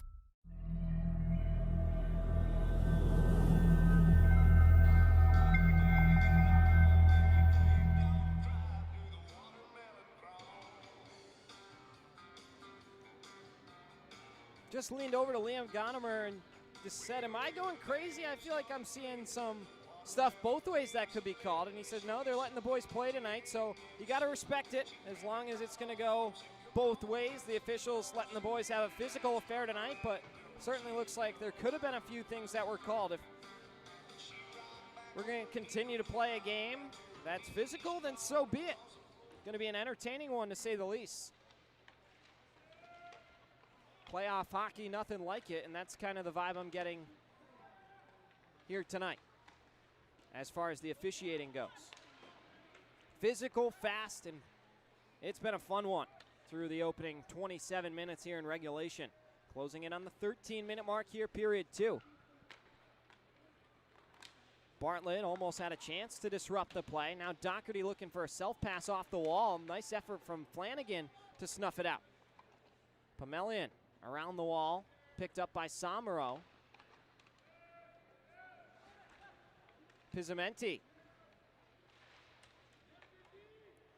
And Doherty keeps the play alive. Pizzamenti to the middle. And Breakers still can't escort the puck out. Thornton forcing one down deep. Kept alive. Nice play by Flanagan. Get the puck out to Koch. He'll go out wide on the far side. Through the right wing. Koch hits the brakes with a big stop. Bartlett through the middle. Shoots. And he missed the net. Spinelli has the puck hop over the stick of Bartlett. Koch picks it back down low for Bartlett. Bartlett to the goal. And Columbus picks it back up. Just 2 shots for the Breakers here through the opening 8 minutes and 3 shots for the Dragons. Galvin centers one. Taken away. Now another opportunity on the second effort. Colton from the point. That hit the post and then the crossbar and out. Wow. Colton robbed by 2 pieces of iron. Breakers hope to use it. There's a hook. Veilleux gets hooked down. Here's Demi Christo through the circle. Christo to the middle for Veilleux. He shoots. Save made by Babin. And we'll get a whistle with 11:29 to go. The Breakers are going to head to their second power play of the game.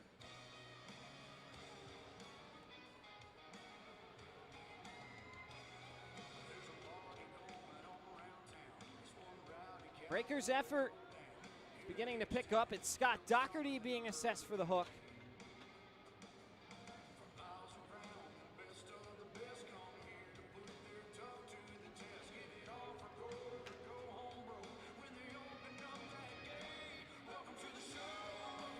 And so with 11:29 to go, we'll do the face-off once again. Second walk-ons power play for the Breakers tonight. They are currently 0 for 1. Goal here to make it 3-2 would certainly make things interesting. Pikarczyk near circle. Holds with Kyle Moore closing the gap. Bartlett's one-timer fluttered past Babin, redirected by Underwood down into the corner. Pikarczyk outside the circle, closing in, shoots! Tried to go short side, and Kellerman picks up the rebound. Breakers closing in on the puck. They keep this possession alive. Hugo Koch dives down low. Pass Underwood, who goes down. In the corner, Kellerman. A little hesitant to the puck. He gets hit from behind by Balkwill after the play, and it's snapped out of the zone. Pass Flanagan in deep. Borodkin comes out of his crease to play it, and Columbus is just playing ping pong to kill off some time. 10.5 minutes to go. Period 2. 3-1 Dragons, the same way we started the second period. Koch into the skates of Pikarczyk. Out wide for Bartlett. Back in front, an opportunity brewing. That might be Rhodey, excuse me. Now Koch. Saucers out wide. Pikarczyk gives it away, and it's sent out. Bartlett behind the play, having a long conversation with Nathan Balkwill. Breakers, one last pursuit on this power play. Drop pass for Fisher, the lone goal scorer for Biloxi tonight. Spinelli through the logo, protects the puck, and now goes to work.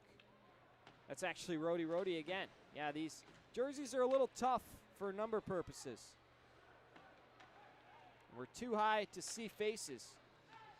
Thornton to the middle, big shot, and Fisher's denied by the Dark Knight. Trevor Babin showing off his Anton Borodkin impression with a brilliant save that time. Flashing the leather, comes up big, and we'll head to media timeout. Power play winding down over the hill here in Biloxi. Another 9:37 to go. We'll be back in a moment. 3-1 Dragons.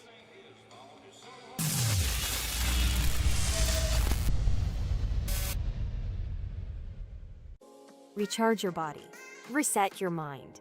Revive your spirit. At Revive and Thrive, every detail is designed to elevate your recovery and well-being.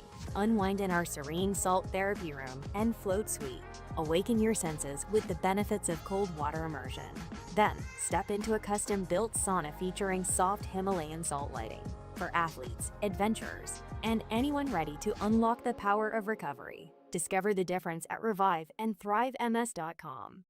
Coastal Prints is a brand new business on the coast specializing in screen printing, embroidery, and promotional items. Being local and with 30 plus years of experience, Coastal Prints carries all the hottest clothing brands and thousands of promotional items. Uniforms, workwear, hats, drinkware, coolers, tchotchkes, and much more. Coastal Prints will make your brand and logo stand out. Come see the new showroom on Seaway Road in Gulfport, or visit coastalprints.com or call 228-COASTAL. When things heat up, you don't just want a cold one. You want the coldest one. The cold lagered, cold filtered, cold packaged one. Mountain Cold Refreshment. Coors Light. Choose chill.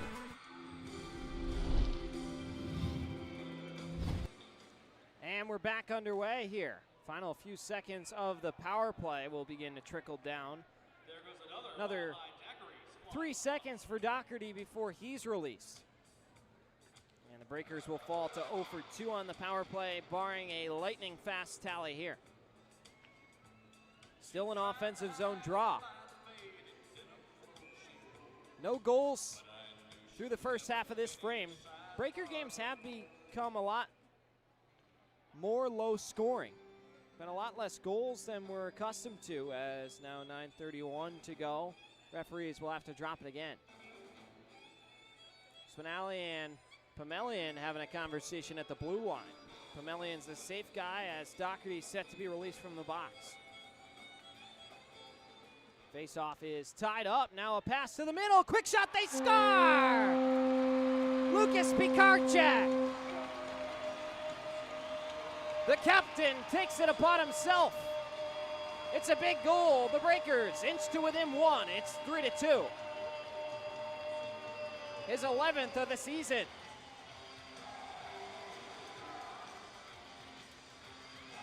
Breakers needed that one.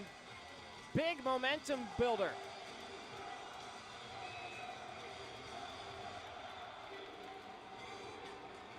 And so with 9:28 to go, there's life for the home team. Still just the middle period. It's going to be how are they able to respond. This next goal is going to be a pivotal one. You got a high-powered Columbus offense out there. Barrow to the middle. Storjohn looked to center. And looked like that one caught Flanagan in an awkward area. He is Ginger back up to his feet. Thornton picks up the assist on the goal along with Hugo Koch. Storjohn taken down in the corner. Pass is intercepted by Thornton. He swings it over to the far side where Rody will reset. He guides around and turns it away. Good help defense from Flanagan, gets it back out the other way. Down low, Rody on goal. Save made, Gellerman had the follow. Thornton tried to keep it in with a foot, and Columbus has it back. Spinelli for Mullins. Mullins will shoot it in ahead. Breakers have made this a fun one. Shots are 22-18, now a turnover. Rody in tight. Couldn't get it to his forehand. Sent back to the far side, looking for Veilleux.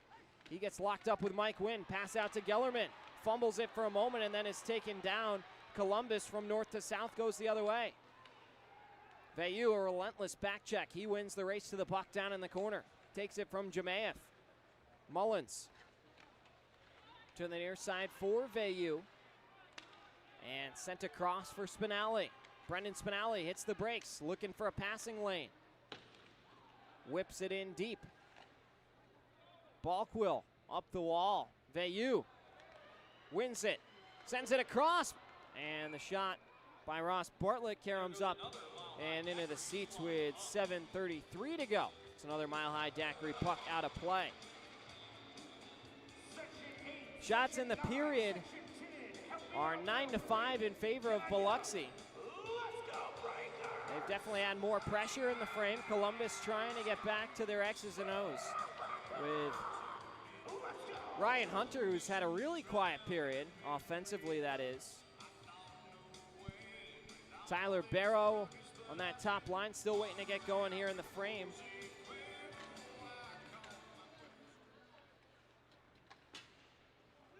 Out at the point, Doherty chips it ahead.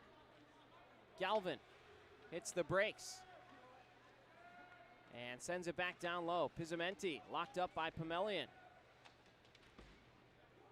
And Christo will pick it back up.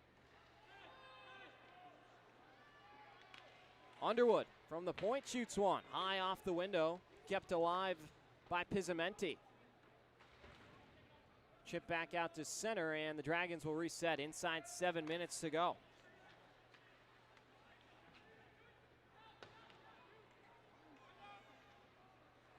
Pomelian around the wall, gets through the wickets of Christo, and now Bartlett, a 2-on-1 brewing.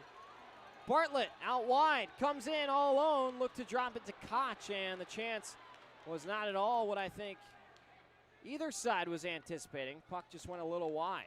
Credit on the back check to Columbus to snuff that one out. Picard check for Bartlett. Bartlett coming in down low, wraparound opportunity, still free. Picard check almost stuffed it home from the blue paint. He gets taken down to the ice. Doherty back the other way. Sent over for Thornton. His shot is snagged by Borodkin with 6:11 to go. Another face-off set to come. Oh, Pikarczyk was an inch away from potting that one. Good opportunity for Biloxi. They've kept Columbus to just 6 shots through the 14-minute mark here in the second period. Certainly a lot of positives.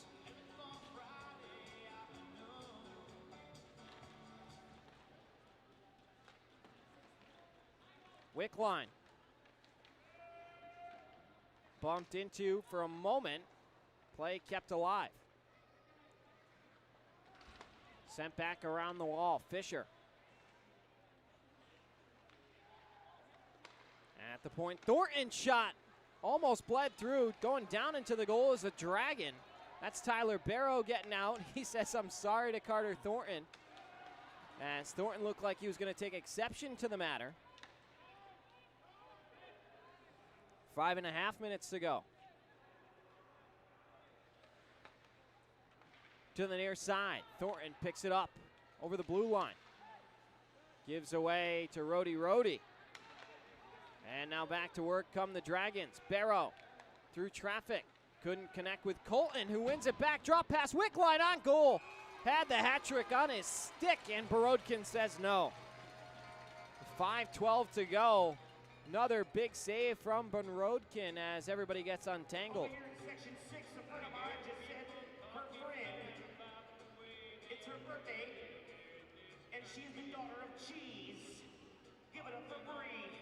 Jones and Scaldi will be released from the box in approximately 12 seconds. Well, of course, once a whistle after 12 seconds from now.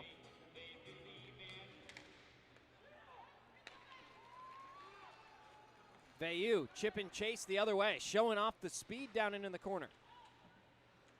Run into the boards by Mike Wynn. Now Spinelli just inside the blue line. Shoots it down low. Wynn locks up Veilleux. Pass got by Gellerman and comes all the way back down towards Borodkin. Pomelian surveying for some options. Guides his way around Kyle Moore and skates the puck up ahead. Showing off his dangle moves. Pomelian out wide. Gellerman in tight. Still free. Spinelli on goal and a save made by Babin. Spinelli still searching for his first professional goal. Hunter almost had a step ahead on the breakaway. Breakers get lucky this time. Hunter up ahead. One-timer, they score. It's Josh Colton with a bullet to the glove side of Borodkin. And a huge goal for Columbus restores the lead to 2. 4-2 Dragons.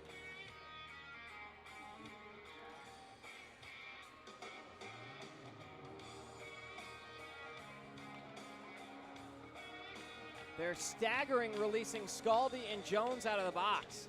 That tells you all you need to know about the tension that's been going on in there, not even letting them go at the same time. Scaldi already shaking his gloves, looking at the Breaker bench. Is he going to get a dance partner immediately? Scaldi still with some words. keep an eye out for him. Nobody's safe here tonight. As false start on the face-off drop.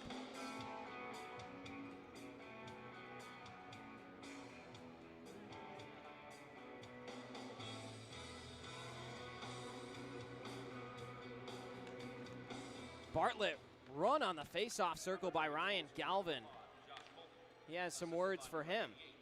As then Christo's dumped below the end line by Doherty. He picks the puck back up, and up ahead goes to Hugo Koch. Koch will dump it in. Pikarczyk locked up. That was not, they're not calling that. Looked like Pikarczyk had his legs whipped out from under him. We play on.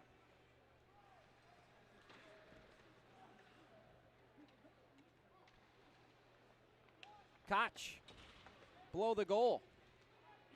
On over for Pizzamenti. Christo to the backhand of Hugo Koch. Koch, shoulder-to-shoulder collision with Underwood. Then he gets hit from behind by Underwood. Final 3:20 to go in period number 2. Wickline, drop pass for Galvin. He dances across the blue line. Galvin, pass out to the point, intercepted by Bartlett, but he can't catch up to it in pursuit of the puck.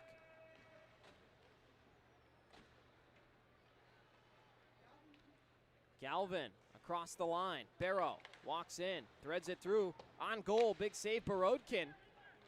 Spits out free. Still alive. Barrow in the slot shoots one off his own teammate in Wickline. 2:45 to go.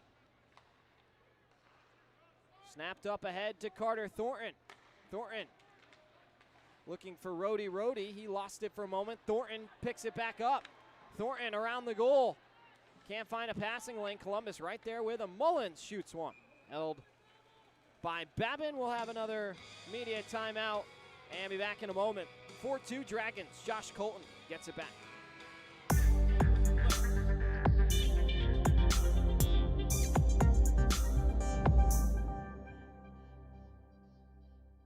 The Mississippi Gulf Coast is where community and teamwork come together, on and off the ice.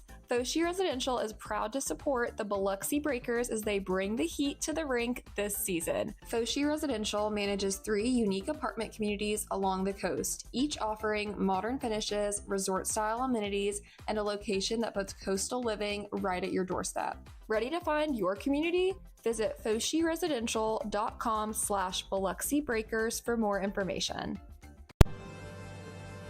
At Superior Optical Lab, we're proud to be certified as a service-disabled, veteran-owned small business and to provide quality eyewear to veterans to whom we all owe our freedom. Thank you for your service.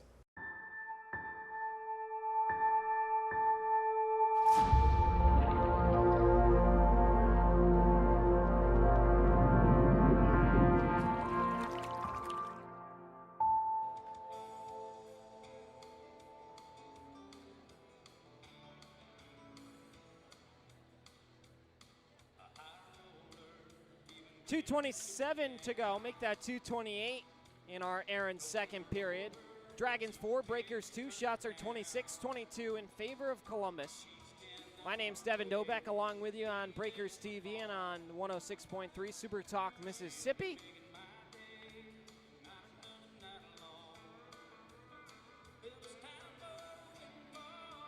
Brief delay before Bartlett and Storjahan will do it on the ensuing draw.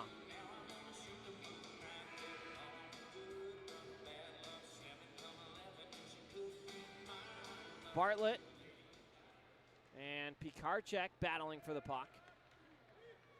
Pomelian looking back for Pikarczyk. Now Wickline down low. Barrow centers one for Storjahan. That was a crafty feed by Barrow, just didn't connect. Barrow with it again below the end line. Centers one, cut off and kept alive by Columbus, extending the play. Wickline in tight, opportunity. Storjahan in on Borodkin, and a save's made with 1:58 to go.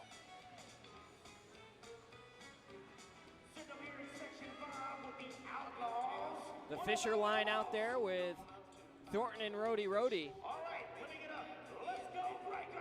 Spinelli and Flanagan make up the pairing. Wick line, Barrow, Storjohn, the top line for Columbus. Set to go on the other end. Barrow for Wick line, didn't have a good grip on his stick. And the chance goes awry. Here's Thornton calling for it as Rhodey. Hit him in the skate. Over to the far side again, Barrow's got it. Fisher flips over Barrow. Still no call from the officials. Columbus has not had a chance to exercise their top-ranked power play unit. Storjohn to the middle, gets it back, shoots. Save made, Borodkin with 1:28 to go. Columbus all of a sudden starting to pile up the shots in the closing moments of period number 2. Breakers will begin another weekend set with the Scarecrows on Thursday and Friday of this upcoming week. Final 2 matchups in the 12-game season series with Topeka. 3 of their 6 wins have come against the Scarecrows, so an encouraging sign if you want to get in the building and watch a Breaker game. We'd be excited to have you. Thornton as Peyton Jones got a touch out there, and we'll have another whistle and a face-off. Skate Scaldi up on the bench. He wants to go out there. We'll see what Jerome Bichard elects to do with Jones on the ice. For the moment, they're keeping Hunter and his line out there.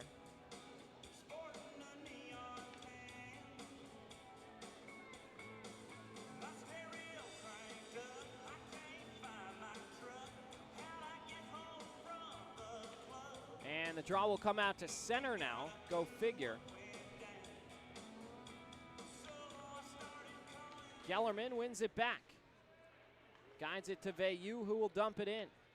Jones going to go hard into the wall. Just missed a big collision. Now in tight, Jones. Can't catch up on the back check. Here comes Kyle Moore, near side. Moore slings it all the way through. Picked up by Gellerman. Spins away from the pressure and gets the puck out of the zone.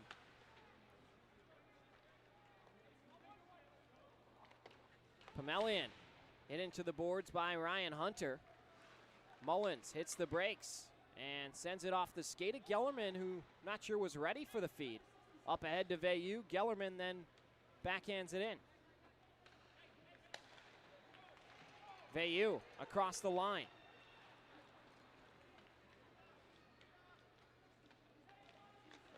And another glove save made by Borodkin.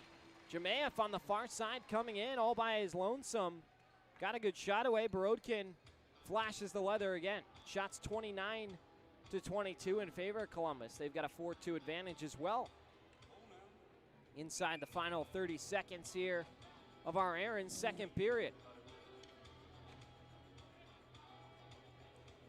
Galvin and Bartlett will do it. Flanagan gets it up but not out. Koch wins it to Bartlett. Bartlett couldn't complete the dangle. Doherty keeps the play alive for Columbus. Koch taps it out. Final 10 seconds to go here in the second period. Borodkin leaves it for Christo. Christo, reverse hit. Takes out skate Scaldi. And Scaldi is going to head back to the bench. Let's hear it for your breaker! That will do it for 2 full frames. An entertaining 40 minutes. Still up for grabs. Just a 2-goal game. We're going to take a break and step aside here. Don't go anywhere. Breakers, Dragons in a fun one. We'll be back after Xavier Charbonneau's interview right here on Breakers TV.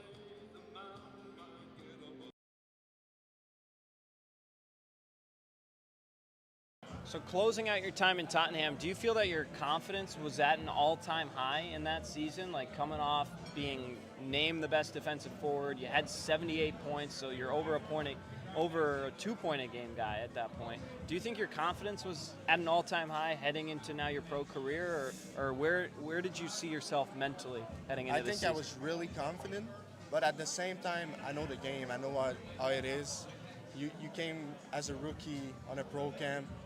you need to make your spot not by your talent, but yeah, how you work on the ice, your attitude on the ice, and everything. So yes, I was confident on my game, but I wasn't like just putting all my chance on my talent.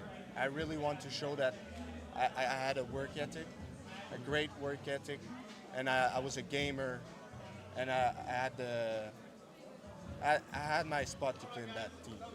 And So, what was training camp like? I mean, we have to go all the way back to Lafayette. Like I said, you're one of 7 guys remaining from that training camp, and one of only 5 playing in the lineup, or you're not even in the lineup right now. There's, Conway just got put on season-ending IR, include him.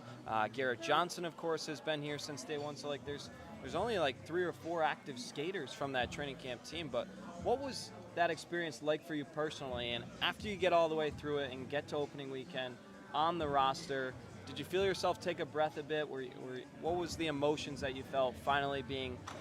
You signed a pro contract, but now you're actually going to play for the team. Yeah, for sure. It's really fun. It's take off a weight off your shoulder for sure. But you still have to make your spot. You're in a pro team. You need to be always prepare mentally and prepare physically to play at your best level, because you never know what happened on a pro hockey team. Business is business. Sometimes in hockey your spot can take it off like this, like a snap.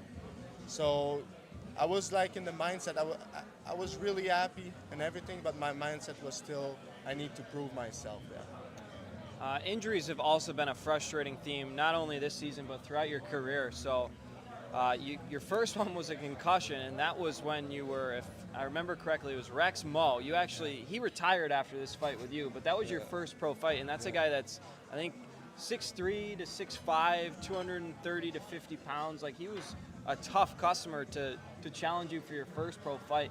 What do you remember about that, if anything at all? And do you think that kind of was your welcome to the Fed moment, and after that you're able to really hit the ground and play a physical game?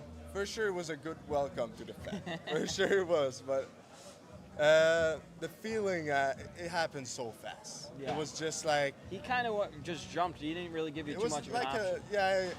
I didn't have the option. I needed to protect myself, in that situation, and I said, sorry for the curse, but I said I need to protect myself and just go all in. And it was scary at first. When I opened my eyes and I see it was Rex Moe, I was like, maybe I'm dead today. Yeah, but little did he know that would actually be the last time he was on the ice. Like, he retired after that because it was another concussion for him. You guys kind of both took each other out. I think in hindsight, you probably both go back and maybe let that one go. So you could have not had to go on IR and he could still be playing. But anyways, yeah, that was quite the welcome to the Fed moment. For sure, it will be a great story to tell when I will be older. But yeah, wow, what a time that was. I remember being like, oh my goodness, I can't believe that's the first one he's going to get. Everybody was shook. Yeah, but then finally you get back off the IR against the Topeka Scarecrows. You score your first professional goal, and I remember we manifested it the night before. We said it's going to happen tomorrow, because you'd had a bunch of chances and just were snake bitten, but finally you're able to score that goal in Topeka, and it was in a wind, which is even better, of course. What was it like scoring that goal? It was really, that was maybe the biggest weight that I take it off of my shoulder this year. I was shaking. It was like unbelievable. I didn't believe at first I scored, but it was so fun to see all the guys so happy on the bench. The guys, they were so happy for me because they seen me work for it all year long before that, and it was just like such a relief. Yeah. Yeah, it was pretty awesome to be able, because I felt that same thing. Like, we knew how hard you had worked, and to see it finally go in, I was like, oh my God, celebroo! It was great. But yeah, so you get 2 goals, 5 assists now in your time with the Breakers. But we already touched upon the fact you're just one of 7 guys remaining from camp. How are your relationships with your teammates? You've had a lot of them through your time here in Biloxi, but how are your relationships? You got one of your close roommates, Lucas Bikarchek, our new captain. Let's actually talk about him for a sec. seeing him named captain, what do you think about that decision? I was really happy for him. He deserved it. He works hard. He's a great guy on the ice, outside the ice. And I think we cannot make a better choice. You don't see it maybe right now, but he's a great captain and he will be a great captain. He was shook when he knew it was him, but he will be a great captain. And I think we cannot make a better choice than him. Yeah, it's really excited for Pies. The only guy left standing from the Seawolves last time that now went through training camp, even though there's now Bartlett and Stoya and Koch that have come back. But yeah, I'm really excited for Pies and excited to see what the Breakers can do in this new era. But what's your injury timeline, and can you tell us how much you know? What are you allowed to say? I know the fans want to know. There's a few comments. They're like, we want to know when he's off. So it's really tough to say right now, but I will try to be on the ice as soon as possible. I want to play again. And it's just some sort of like, not sure. I need to speak with doctors a little bit.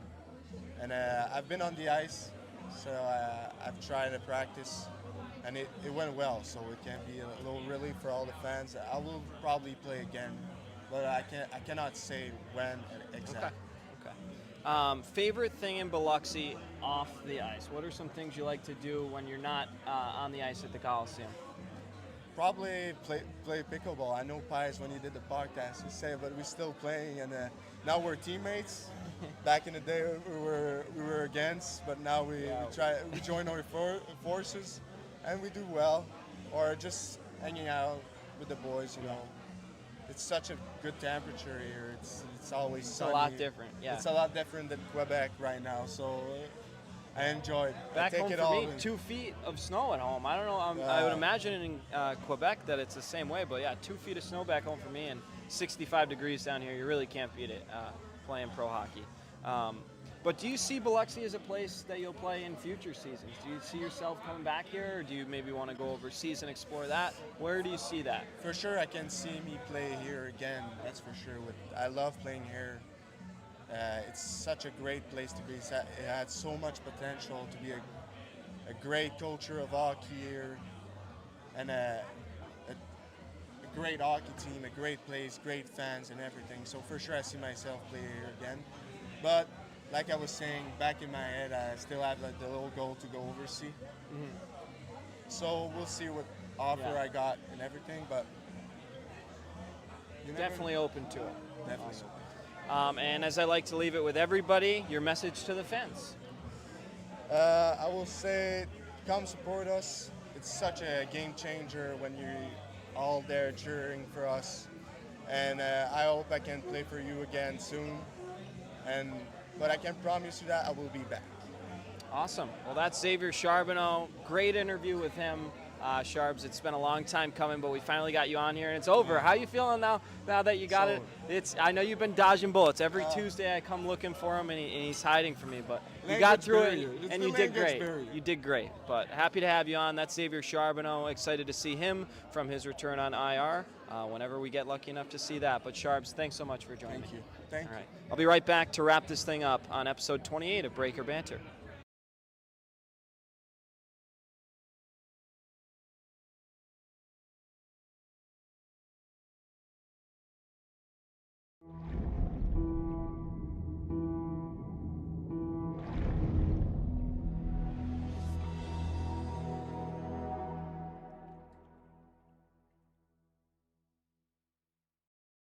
Strength isn't built in a single race. It's earned, mile after mile, pedal after pedal, step after step. The same endurance that drives athletes to the finish line fuels the steady hands and sharp focus required in surgery. It's about resilience, precision, and commitment in competition and in the operating room. Because true performance means showing up with excellence, no matter the arena. Looking for non-stop fun? Sky Zone Biloxi at the Edgewater Mall is the place to be. Jump off wall-to-wall trampolines, dunk on the basketball court, or conquer the warrior course. Sky Zone Biloxi truly has something for everyone. And now, you can celebrate big with our newly upgraded birthday party packages to make their special day unforgettable. Get ready to jump, play, and soar higher than ever at Sky Zone Biloxi.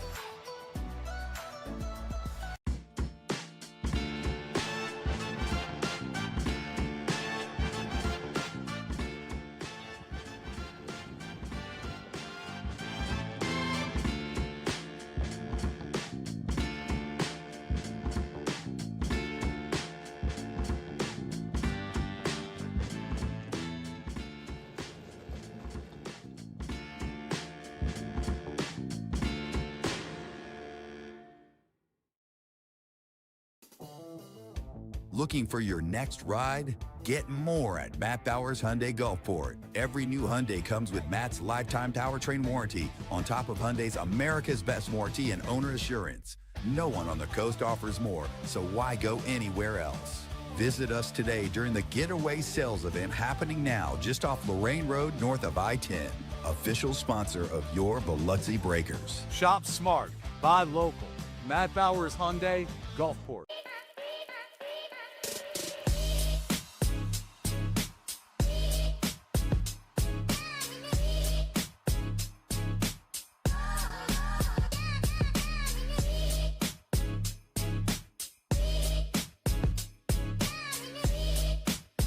Ben & Jerry's is serving up true ice cream euphoria inside the Hard Rock Hotel and Casino in Biloxi. You're sure to find your new favorite among more than 34 flavors. Let us scoop yours in one of our freshly baked waffle cones. Ben & Jerry's at Hard Rock Hotel and Casino Biloxi, where euphoria awaits.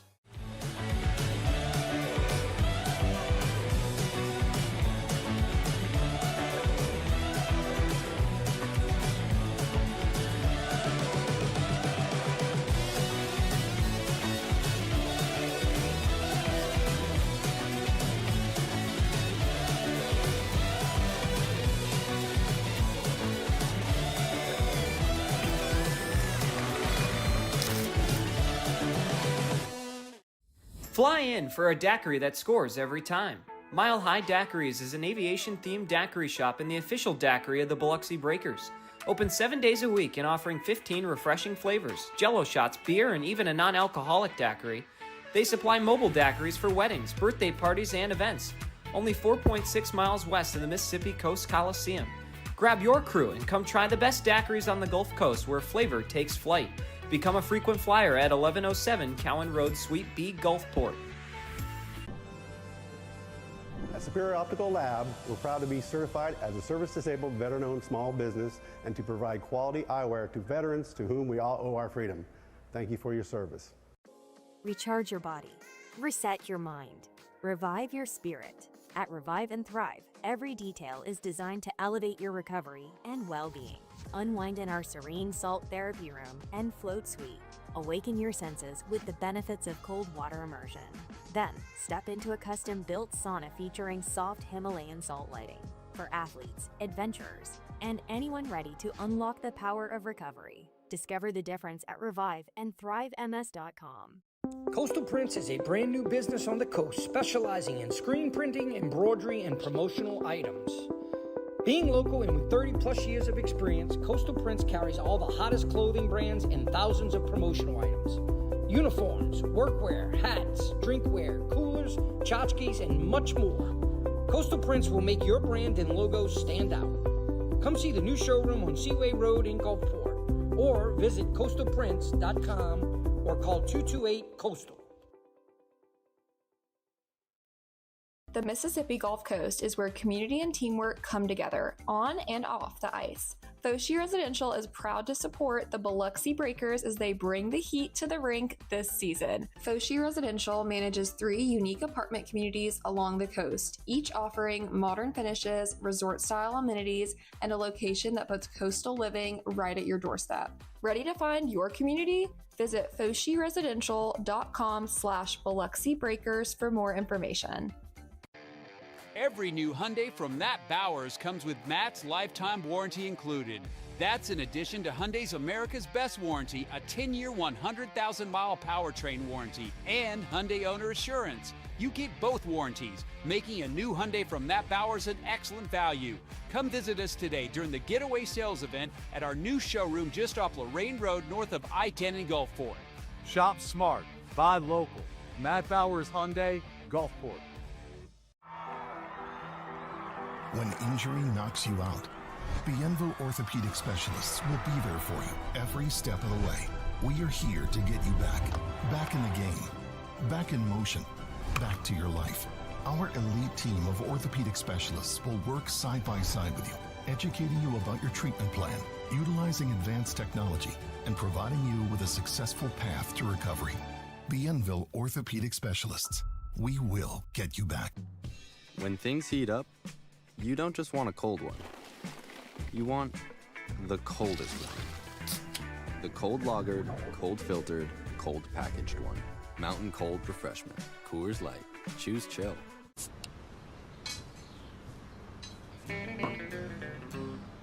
Hello out there, we're on the air. It's hockey night tonight. Tension grows, the whistle blows, and the puck goes down the ice. The goalie jumps and the players bump and the fans all go insane. Someone roars, Bobby scores. That's a good old hockey game. Oh, the good old hockey game is the best game you can name. And the best game you can name is the good old hockey game. Where players dash and skates and flash, the home team trails behind. But they grab the puck and go bursting up and they're down across the line. They storm the crease like bumblebees. They travel like a burning flame. We see them slide the puck inside. It's a good old hockey game.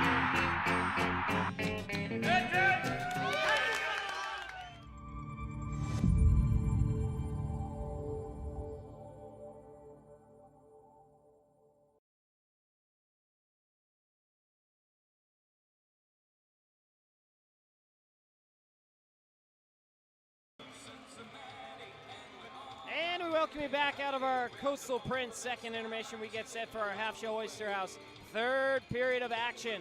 Breakers, Dragons, the final of 27 regulation periods between these two. Throw in the overtime, call it 28. But what a game it's been. It's the second intermission. Thank you very much.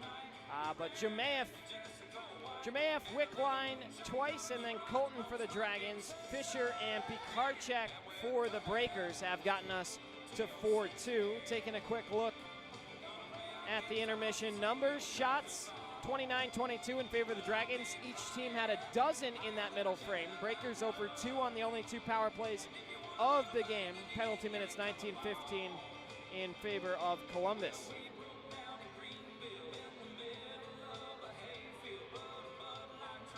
Still anybody's game, as we will get ready. Breakers go from left to right. The Dragons from right to left. What a night of hockey, though. First period, definitely, I think, a little more entertaining than the second. The back 10 minutes had some fire for sure, but we'll see what's going on for Country Night. Do the Breakers have a comeback up their sleeve? It's a win for Ross Bartlett. Breakers have not won a game when trailing through 40 minutes yet this season. Could tonight be the night? Centering feed. Hugo Koch spits it out. Kept alive, and Pomelian jabs it away in the neutral zone. Almost swept out by Flanagan. Kept alive by Pikarczyk. Now here's Ross Bartlett. Sending one out wide. Picking it up, here's Koch. Diving down low. Pass gets through everybody. Pikarczyk goes awkwardly down into the wall. He's back up to his feet. Flanagan to Pikarczyk. Sent across to Pomelian. Breakers and Dragons, everybody up on the bench to begin this third period. Interesting to note, everybody's in the game. People are fired up, excited for this third period. Crowd needs to get back into it. They were great in the first period, but relatively docile since, and that's a huge reason why is because the physicality has died down. Fisher blows an edge on the near half wall. Fighting to get the puck on over for Rhodey. To the backhand, Thornton on goal. Save made by Babbitt. Rhodey locks up the stick of Balkwill. Puck bleeds through to the blue line, and now here come the Dragons.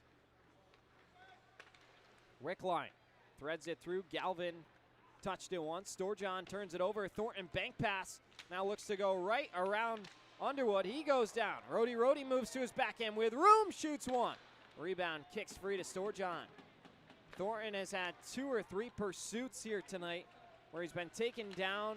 Not sure there needed or was any potential for a call on that most recent one, but it's been frustrating. He's just at the last minute, whether it be a great defensive effort or some stick work, been unable to get some legit opportunities despite the chances.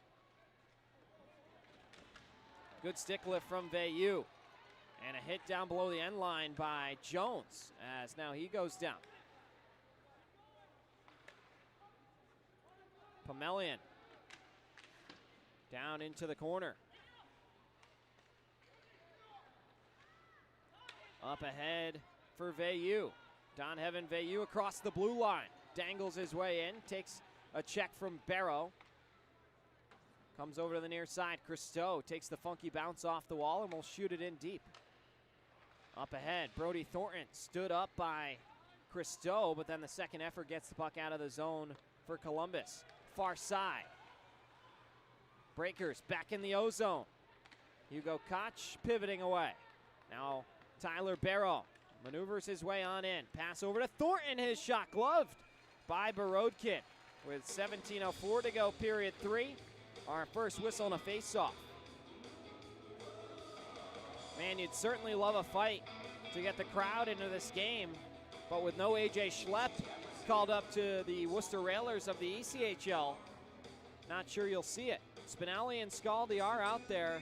Scaldi looking as if he wants to drop for a moment, but he's read that book twice already, and it hasn't ended well for him. Flanagan across for Spinelli. Spinelli up ahead, and it's sent back down in deep. Around the wall, Spinelli with pressure at his back. Goes right by Scaldi.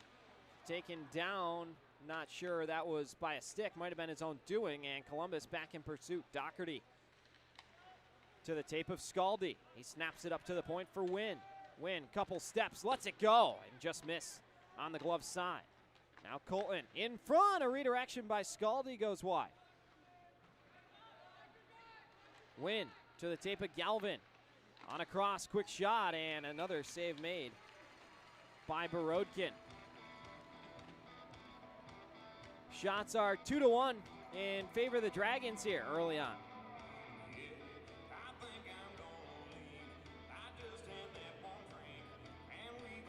16:14 to go. Breakers trail by a pair. Still anybody's game here, about 20% of the frame gone by. Game 42 of 56 for the Breakers. Game 44 for Columbus. They currently sit 5 points out of second place in the Continental, so a win tonight with Athens and Monroe dormant could be huge to pull to within a game of second place. Although those two teams have a couple games in hand over the Dragons, still nice to be able to be up there with them after it seemed insurmountable for a while. But the Dragons with a 13-game win streak. Then they lost a pair, got a point in overtime though, squeezing it out against PD.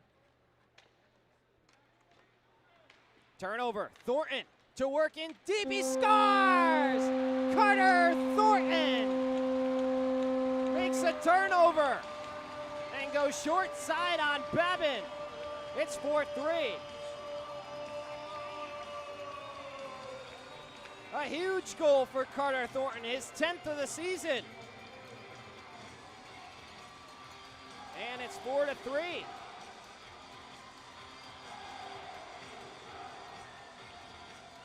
$15:37 to go, and the Breakers are back to within one.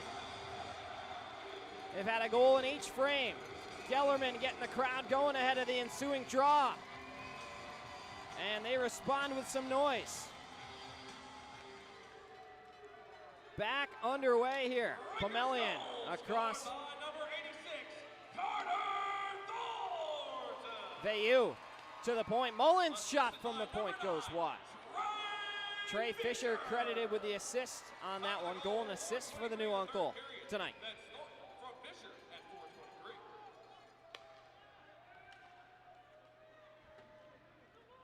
Underwood chips it back in to go chase. 21 saves for Babin tonight. After Roy had the shutout last night, Breakers have scratched 3 on the scoreboard. All these new arrivals have played a good role for Biloxi here tonight. Pomelian around the wall for Veyu. He makes a nice little deke move around Jemaev. Now out wide to Hugo Koch. Koch shoved down. Just a good collision from Justin Samaro. 14 and a half minutes to go. Are you having fun yet, Biloxi?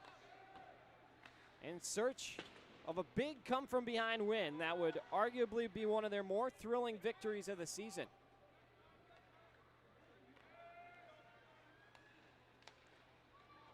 They've got another 14 minutes of regulation time as this puck is iced. And with 14:10 to go, we had immediate timeout. Carter Thornton with his 10th of the season gets the Breakers back to within 1. 4-3 Dragons.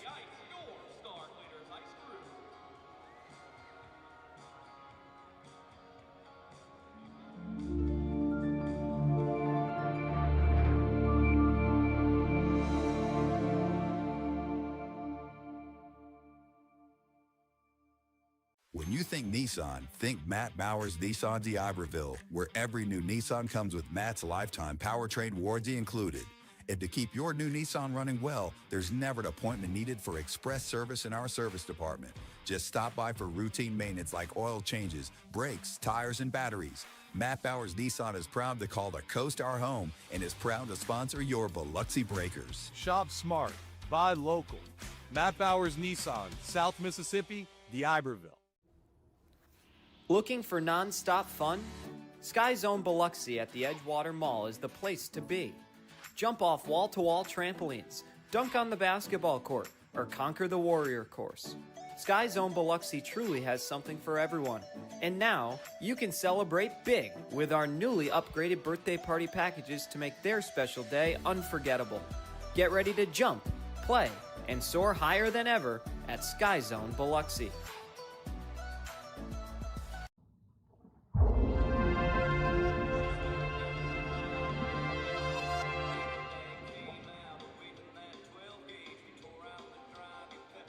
$14:10 to go. Carter Thornton has made it 4-3. Country night here in Biloxi. Kyle Curley, the DJ, has been exceptional keeping the vibes going here in the Coliseum, or as it's known tonight, the Barnyard. Danger McQueen firing them up. Mitch Arbaugh will do the same. Down into the corner. Samaro with a good lockup of the stick of Bartlett, but he was still able to center it, just couldn't connect. Flanagan lets the puck come to him, plays it out wide for Pikarczyk. Dumped into the corner. Columbus back in control, bank pass. They've got a 3-on-3 charge back the other way. That shot misses well wide, and now the Breakers wheeling back the other way. Here's Hugo Koch. Looking for space, had Pikarczyk, finds Bartlett down close. And couldn't get a shot away from in close again. Pizzamenti around Christo. Bartlett, nice hit into the back of Galvin. Up ahead to the point. Tipped in front, it goes just wide on the glove side of Borodkin. That could have been trouble. Win, rubbed off by Hugo Koch. Bartlett at the point, can't free up the possession from Pizzamenti. Christo skates through the middle, thought he got slashed, shook his hand for a moment, stays in control of the puck. Good shielding, now finds Ross Bartlett. Inside 13 minutes to go. Delayed call coming, Borodkin heads to the bench. And not sure what's going on. Breakers were in possession when the ref blew the whistle. And so they'll skate over for an explanation with Charlie Penns. Storjohn is going to go sit. It might be for the slash on the hand of Christo. But it is Storjohn's number being thrown on the penalty sheet. No Breakers have joined him yet. which begs the question, why was the play blown dead?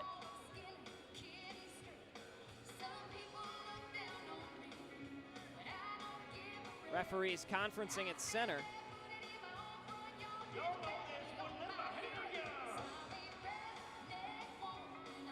And it'll be the third walk-ons power play of the evening for Biloxi.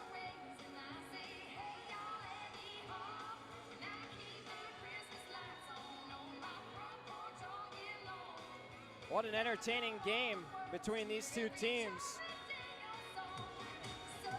Last win for Biloxi came on January the 9th against the Topeka Scarecrows. It's been exactly 50 days since that victory from in here inside Breaker Bay. It was the debut of Amy Roye and Don Heaven Veyu.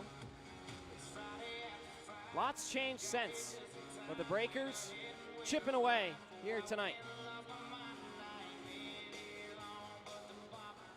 Good win, out to the point. Flanagan shoots, and he missed it over the crossbar.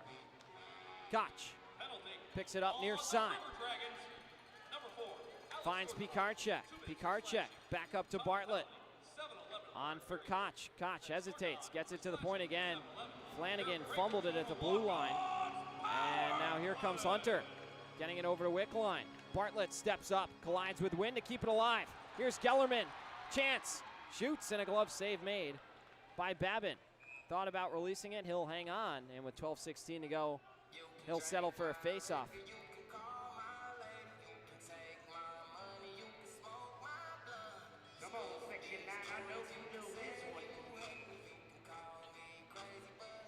Power play one unit out there for the Breakers. Gellerman, Bartlett, Pikarczyk, Koch, and Flanagan.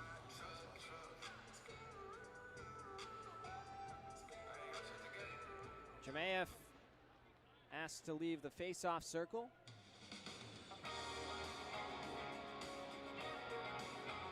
Bartlett gonna take an extra moment for himself here.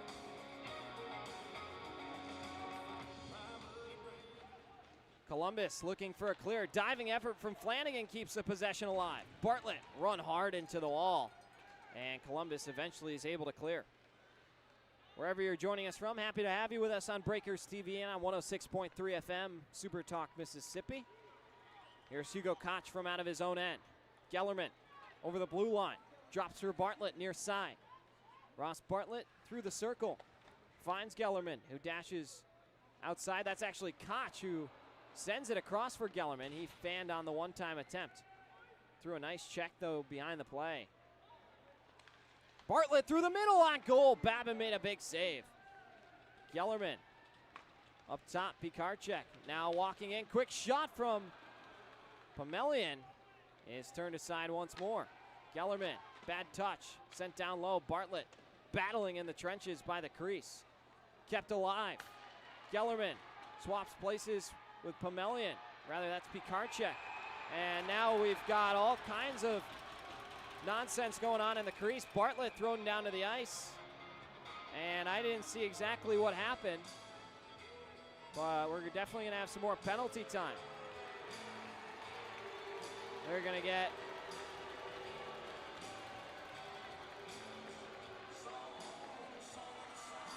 Bartlett trying to beckon the crowd to get into it.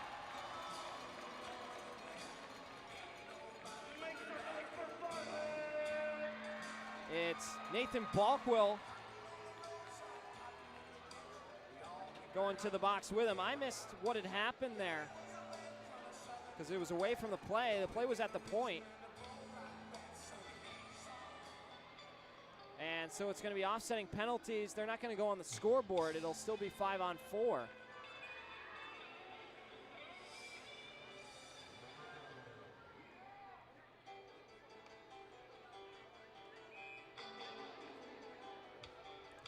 And so we'll continue to play on at 5-on-4. A unique scenario there. I think just some offsetting roughing down outside the crease between the two. We'll get the official word from Mitch Arbaugh momentarily. Good keep by Pomelian. Find it back for Hugo Koch.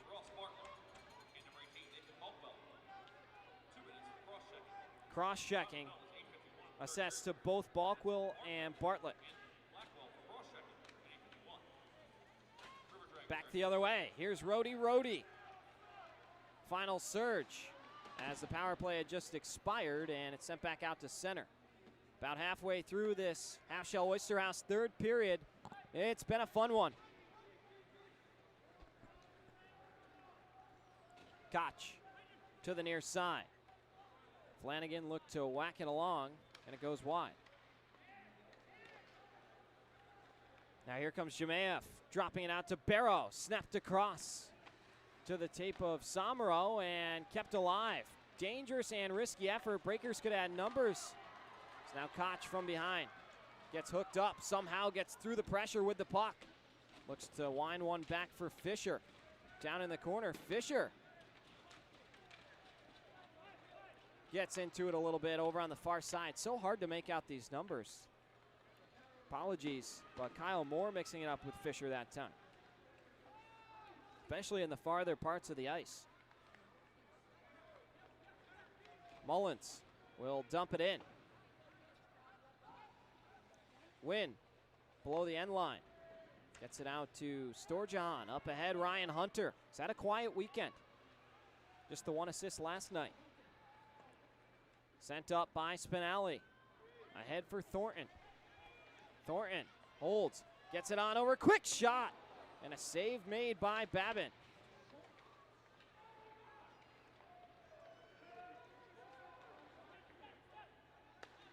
That was Peyton Jones with the shot there. Now Storjahan shoots and scores.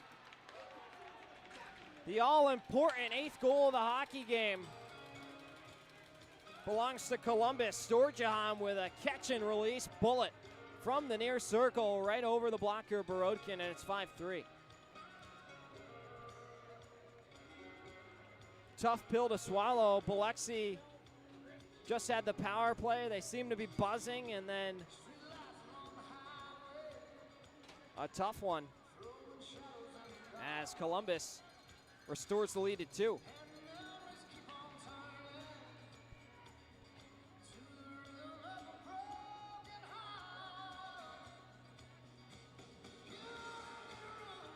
Face-off win for the Dragons again. Flanagan has a handle on it, sends it ahead. Pikarczyk bumped by Wynn, but able to play it for Ross Bartlett. Bartlett back in the direction of Koch. Ryan Hunter and Cody Wickline credited with the assists on the Storjahan goal. Nice hit down in the corner. Breakers starting to finish checks. Gotta love it here in this third period. Scaldi out there on the ice as well. Pomelian hit by Scaldi, but bounced off it. Pikarczyk off the tape of Flanagan, taps it on in, and with 8:27 to go, we get another whistle and a face-off. After this, media timeout. 5-3 Dragons as we go to break.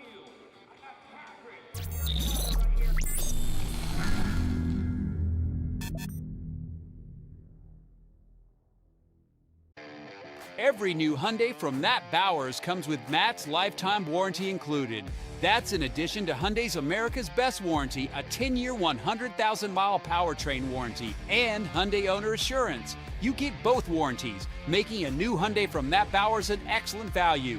Come visit us today during the Getaway Sales event at our new showroom just off Lorraine Road north of I-10 in Gulfport. Shop smart, buy local. Matt Bowers Hyundai, Gulfport. Ben & Jerry's is serving up true ice cream euphoria inside the Hard Rock Hotel and Casino in Biloxi. You're sure to find your new favorite among more than 34 flavors. Let us scoop yours in one of our freshly baked waffle cones. Ben & Jerry's at Hard Rock Hotel and Casino Biloxi, where euphoria awaits.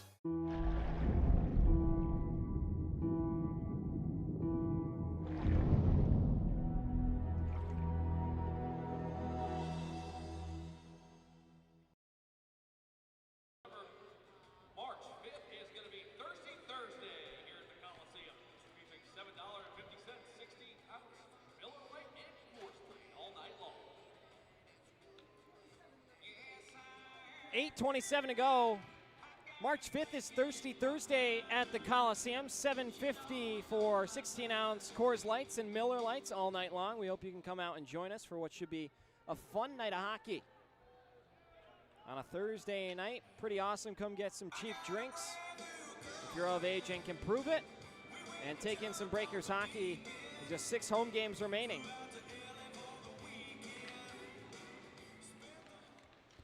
Quick shot is turned aside off the pad of Borodkin. Out at the point, Balkwill snaps it across to the captain, Underwood. It's dumped in again. Pomelian battles in the corner. Centering feed, they score again. A deflection goal from in front, and who else? It's Skate Scaldi, public enemy number 1. Finding the twine, and just like that, it's 6-3. It has not felt like a 6-3 game. The Breakers feeling this one slip between their fingertips here. Pulled it within 1, made it 4-3, and now just like that, 6-3. In other news, Danbury upsets Binghamton on the road 4-3 in overtime. Wow, the hat-tricks coming back, completing a comeback to win on the road in Binghamton. Not an easy thing to do.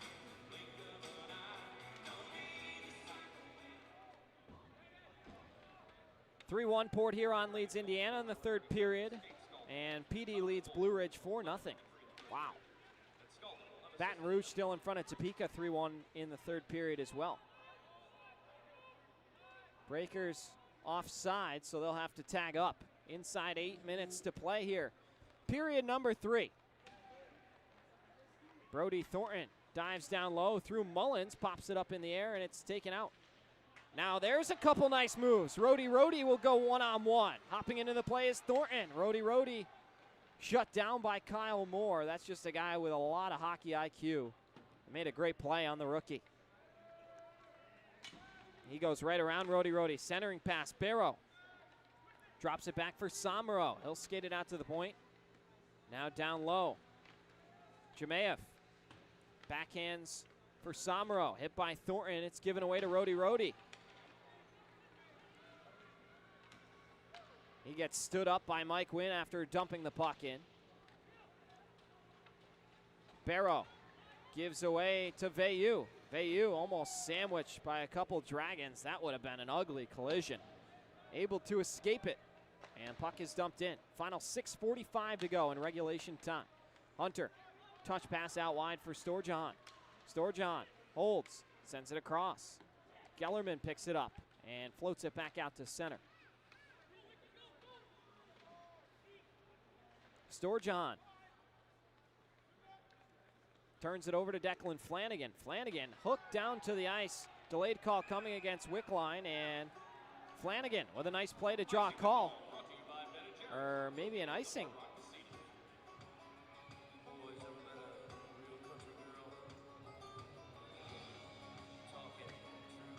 No, I thought there was a call there, but just an icing.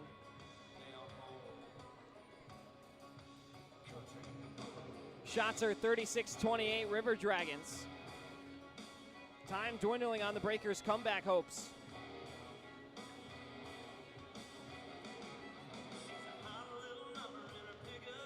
It's felt like a very even-keeled game, but Columbus scoring when it matters most. Right when the Breakers are starting to generate momentum with a goal of their own, Columbus storms back with 2 of their own. Christo in his own end. Dangerous D-to-D pass for Flanagan through the slot area. Veilleux hits the brakes with Josh Colton door-to-door with him. Veilleux looking back for Bartlett. It's cut off. Storjohn into the skates of Hunter. Hunter dances through a couple breakers and sends it back out to the neutral zone. Final 5.5 minutes to go. Balkwill, high off the window, dumps it in. Pomelian out to Spinelli. Spinelli takes a stick check and will skate it in across the blue line. Lost a handle on it. Pikarczyk offside. And the referee will blow it dead with 5:18 to go.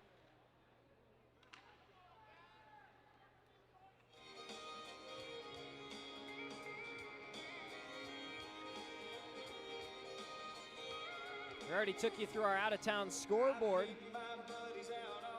Twin City was defeated by Watertown tonight, so good news with Twin City losing a couple points. That will help keep the Breakers' playoff fever dream alive.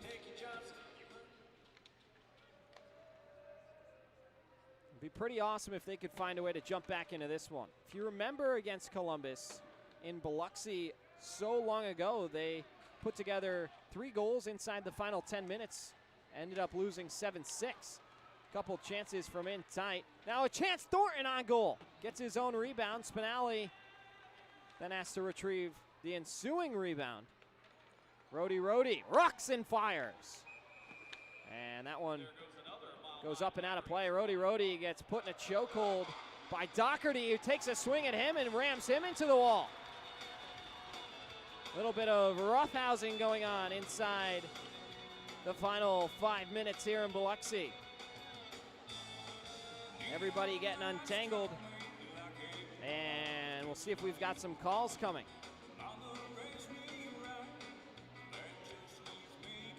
For now, we'll go to our final media timeout. Breakers, Dragons, in a fun one.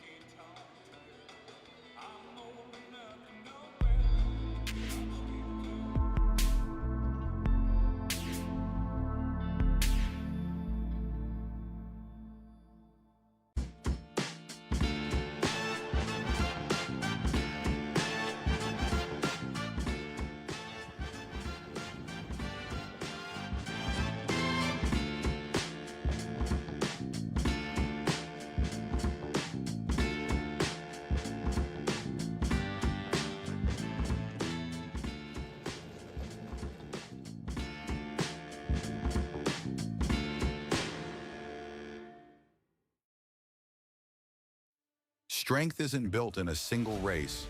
It's earned, mile after mile, pedal after pedal, step after step. The same endurance that drives athletes to the finish line fuels the steady hands and sharp focus required in surgery. It's about resilience, precision, and commitment in competition and in the operating room. Because true performance means showing up with excellence, no matter the arena.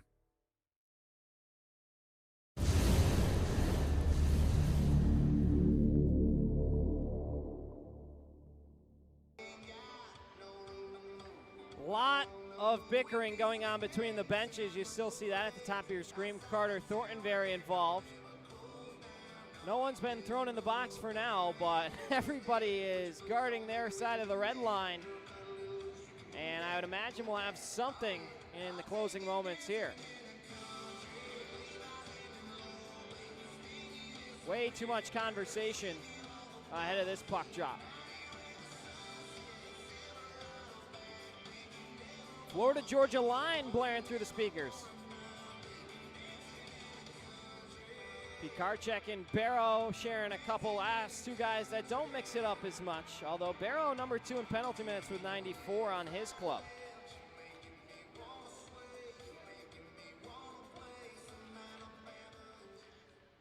Breakers win the draw. Pomelian across for Flanagan. Pass then gets through Bartlett in pursuit of the puck. Big hit down on the end wall by Underwood. Running into Koch, who had won the race to avoid the icing. Then Bartlett gets hit in the back of the head and then hooked. There's all kinds of stuff. Jemayev the other way scores. Oh, this thing could start to get a little physical, especially with that goal that you know is going to aggravate Biloxi. Jemayev with his second of the night. On the breakaway, it looked like kind of the Kucherov accidental move, and got Borodkin to slide, let the puck trickle in. And just like that, it's 7-3. 3 unanswered goals for Columbus. Skate Scaldi having a conversation at the circle, and I'm not sure who that's with.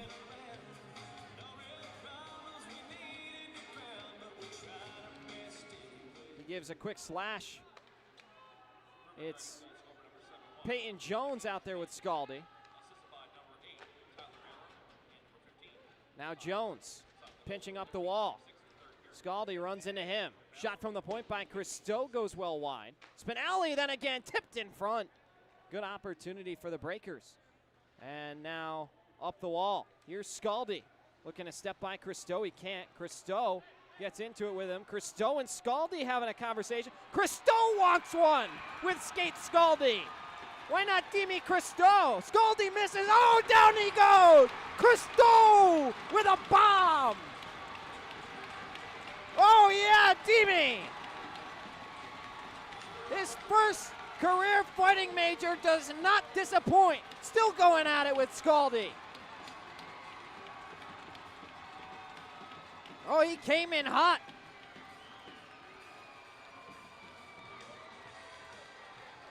Scaldi with his second fight of the night. This one didn't go as well. A couple quick bouts. Christo.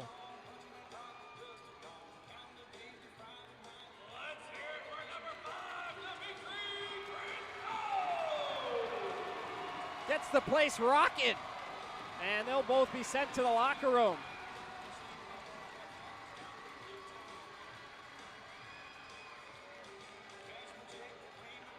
Scaldi gets booed on his way to the locker room.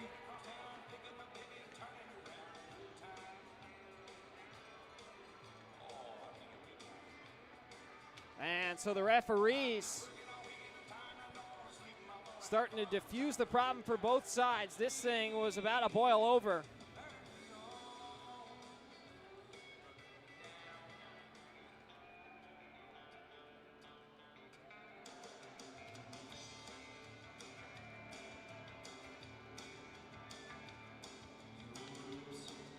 Wow, an entertaining bout there.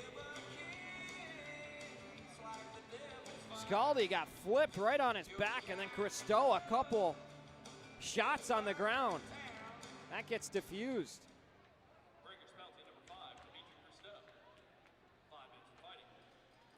Now Ryan Galvin, D2D back the other way.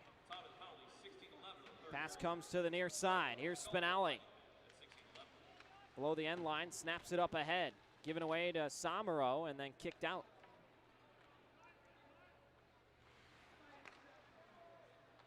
Pikarczyk loses his twig. Thornton misses the goal near side. Hugo Koch wheels back the other way, off the wall, in pursuit with speed. Koch, couple dangle moves, backhand, goes wide. Koch then a nice hit. Stings a Dragon into the wall. 3-on-2 for the Dragons, back the other way. Pizzamenti shoots, and he just missed the net. It goes wide. Pomelian.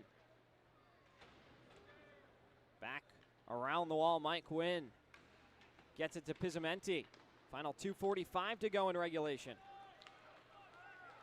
Flanagan shoots it in. Mike Wynn is getting it from out of his own end. Shots are 37-30 Dragons, similar totals to last night, but a little more offense for both sides. 3 more goals apiece.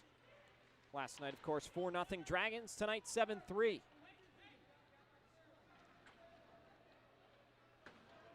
Out at the point again. Shot from Wynn is held by Borodkin with 2:12 to go.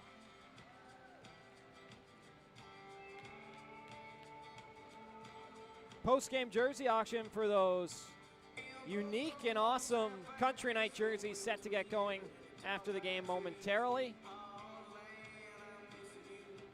I'm sure that Christo one just added a little bit of value there. People tend to love the fighters. Win. Into the glove of Borodkin again from the point, and just 5 seconds later we'll get set for another face-off.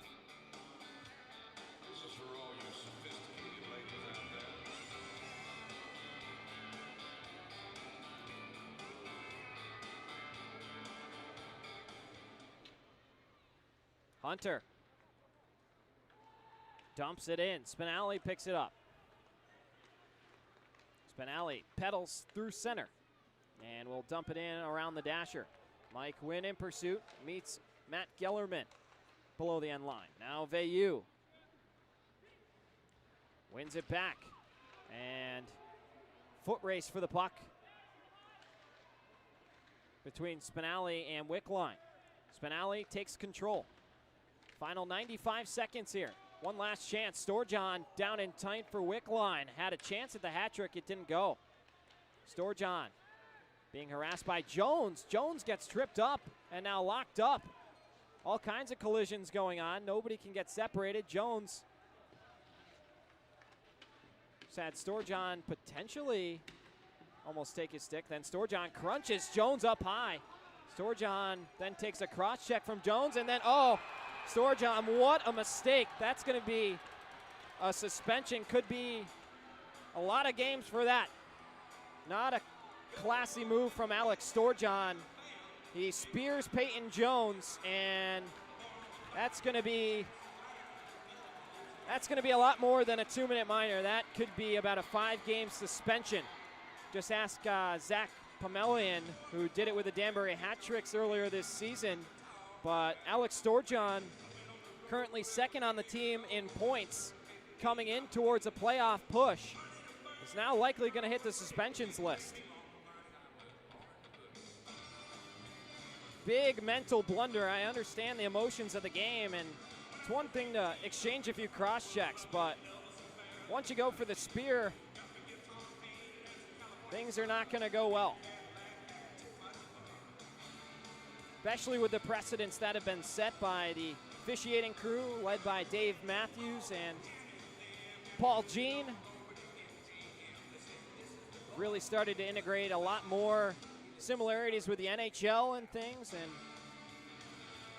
with the games they've been giving for similar things, Storjohn's gotta be careful.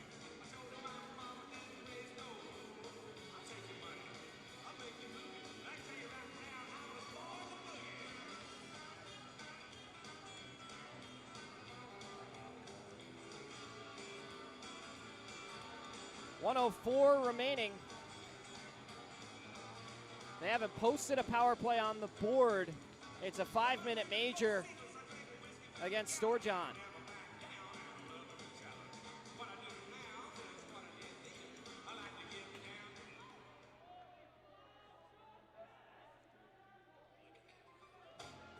And the puck sent down the other end.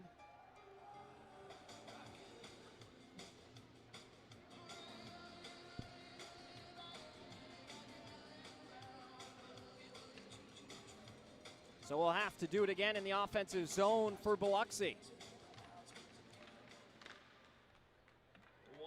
This puck will be sent down the distance after the clearing attempt. It was a spearing major penalty.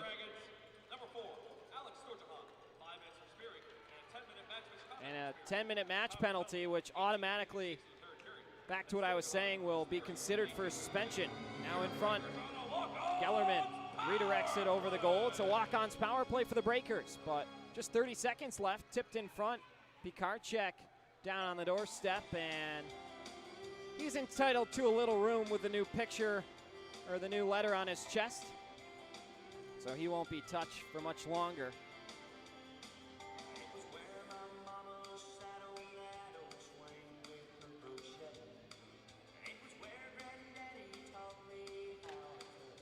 Face-off tied up by Bartlett. River Dragons will clear it down the distance.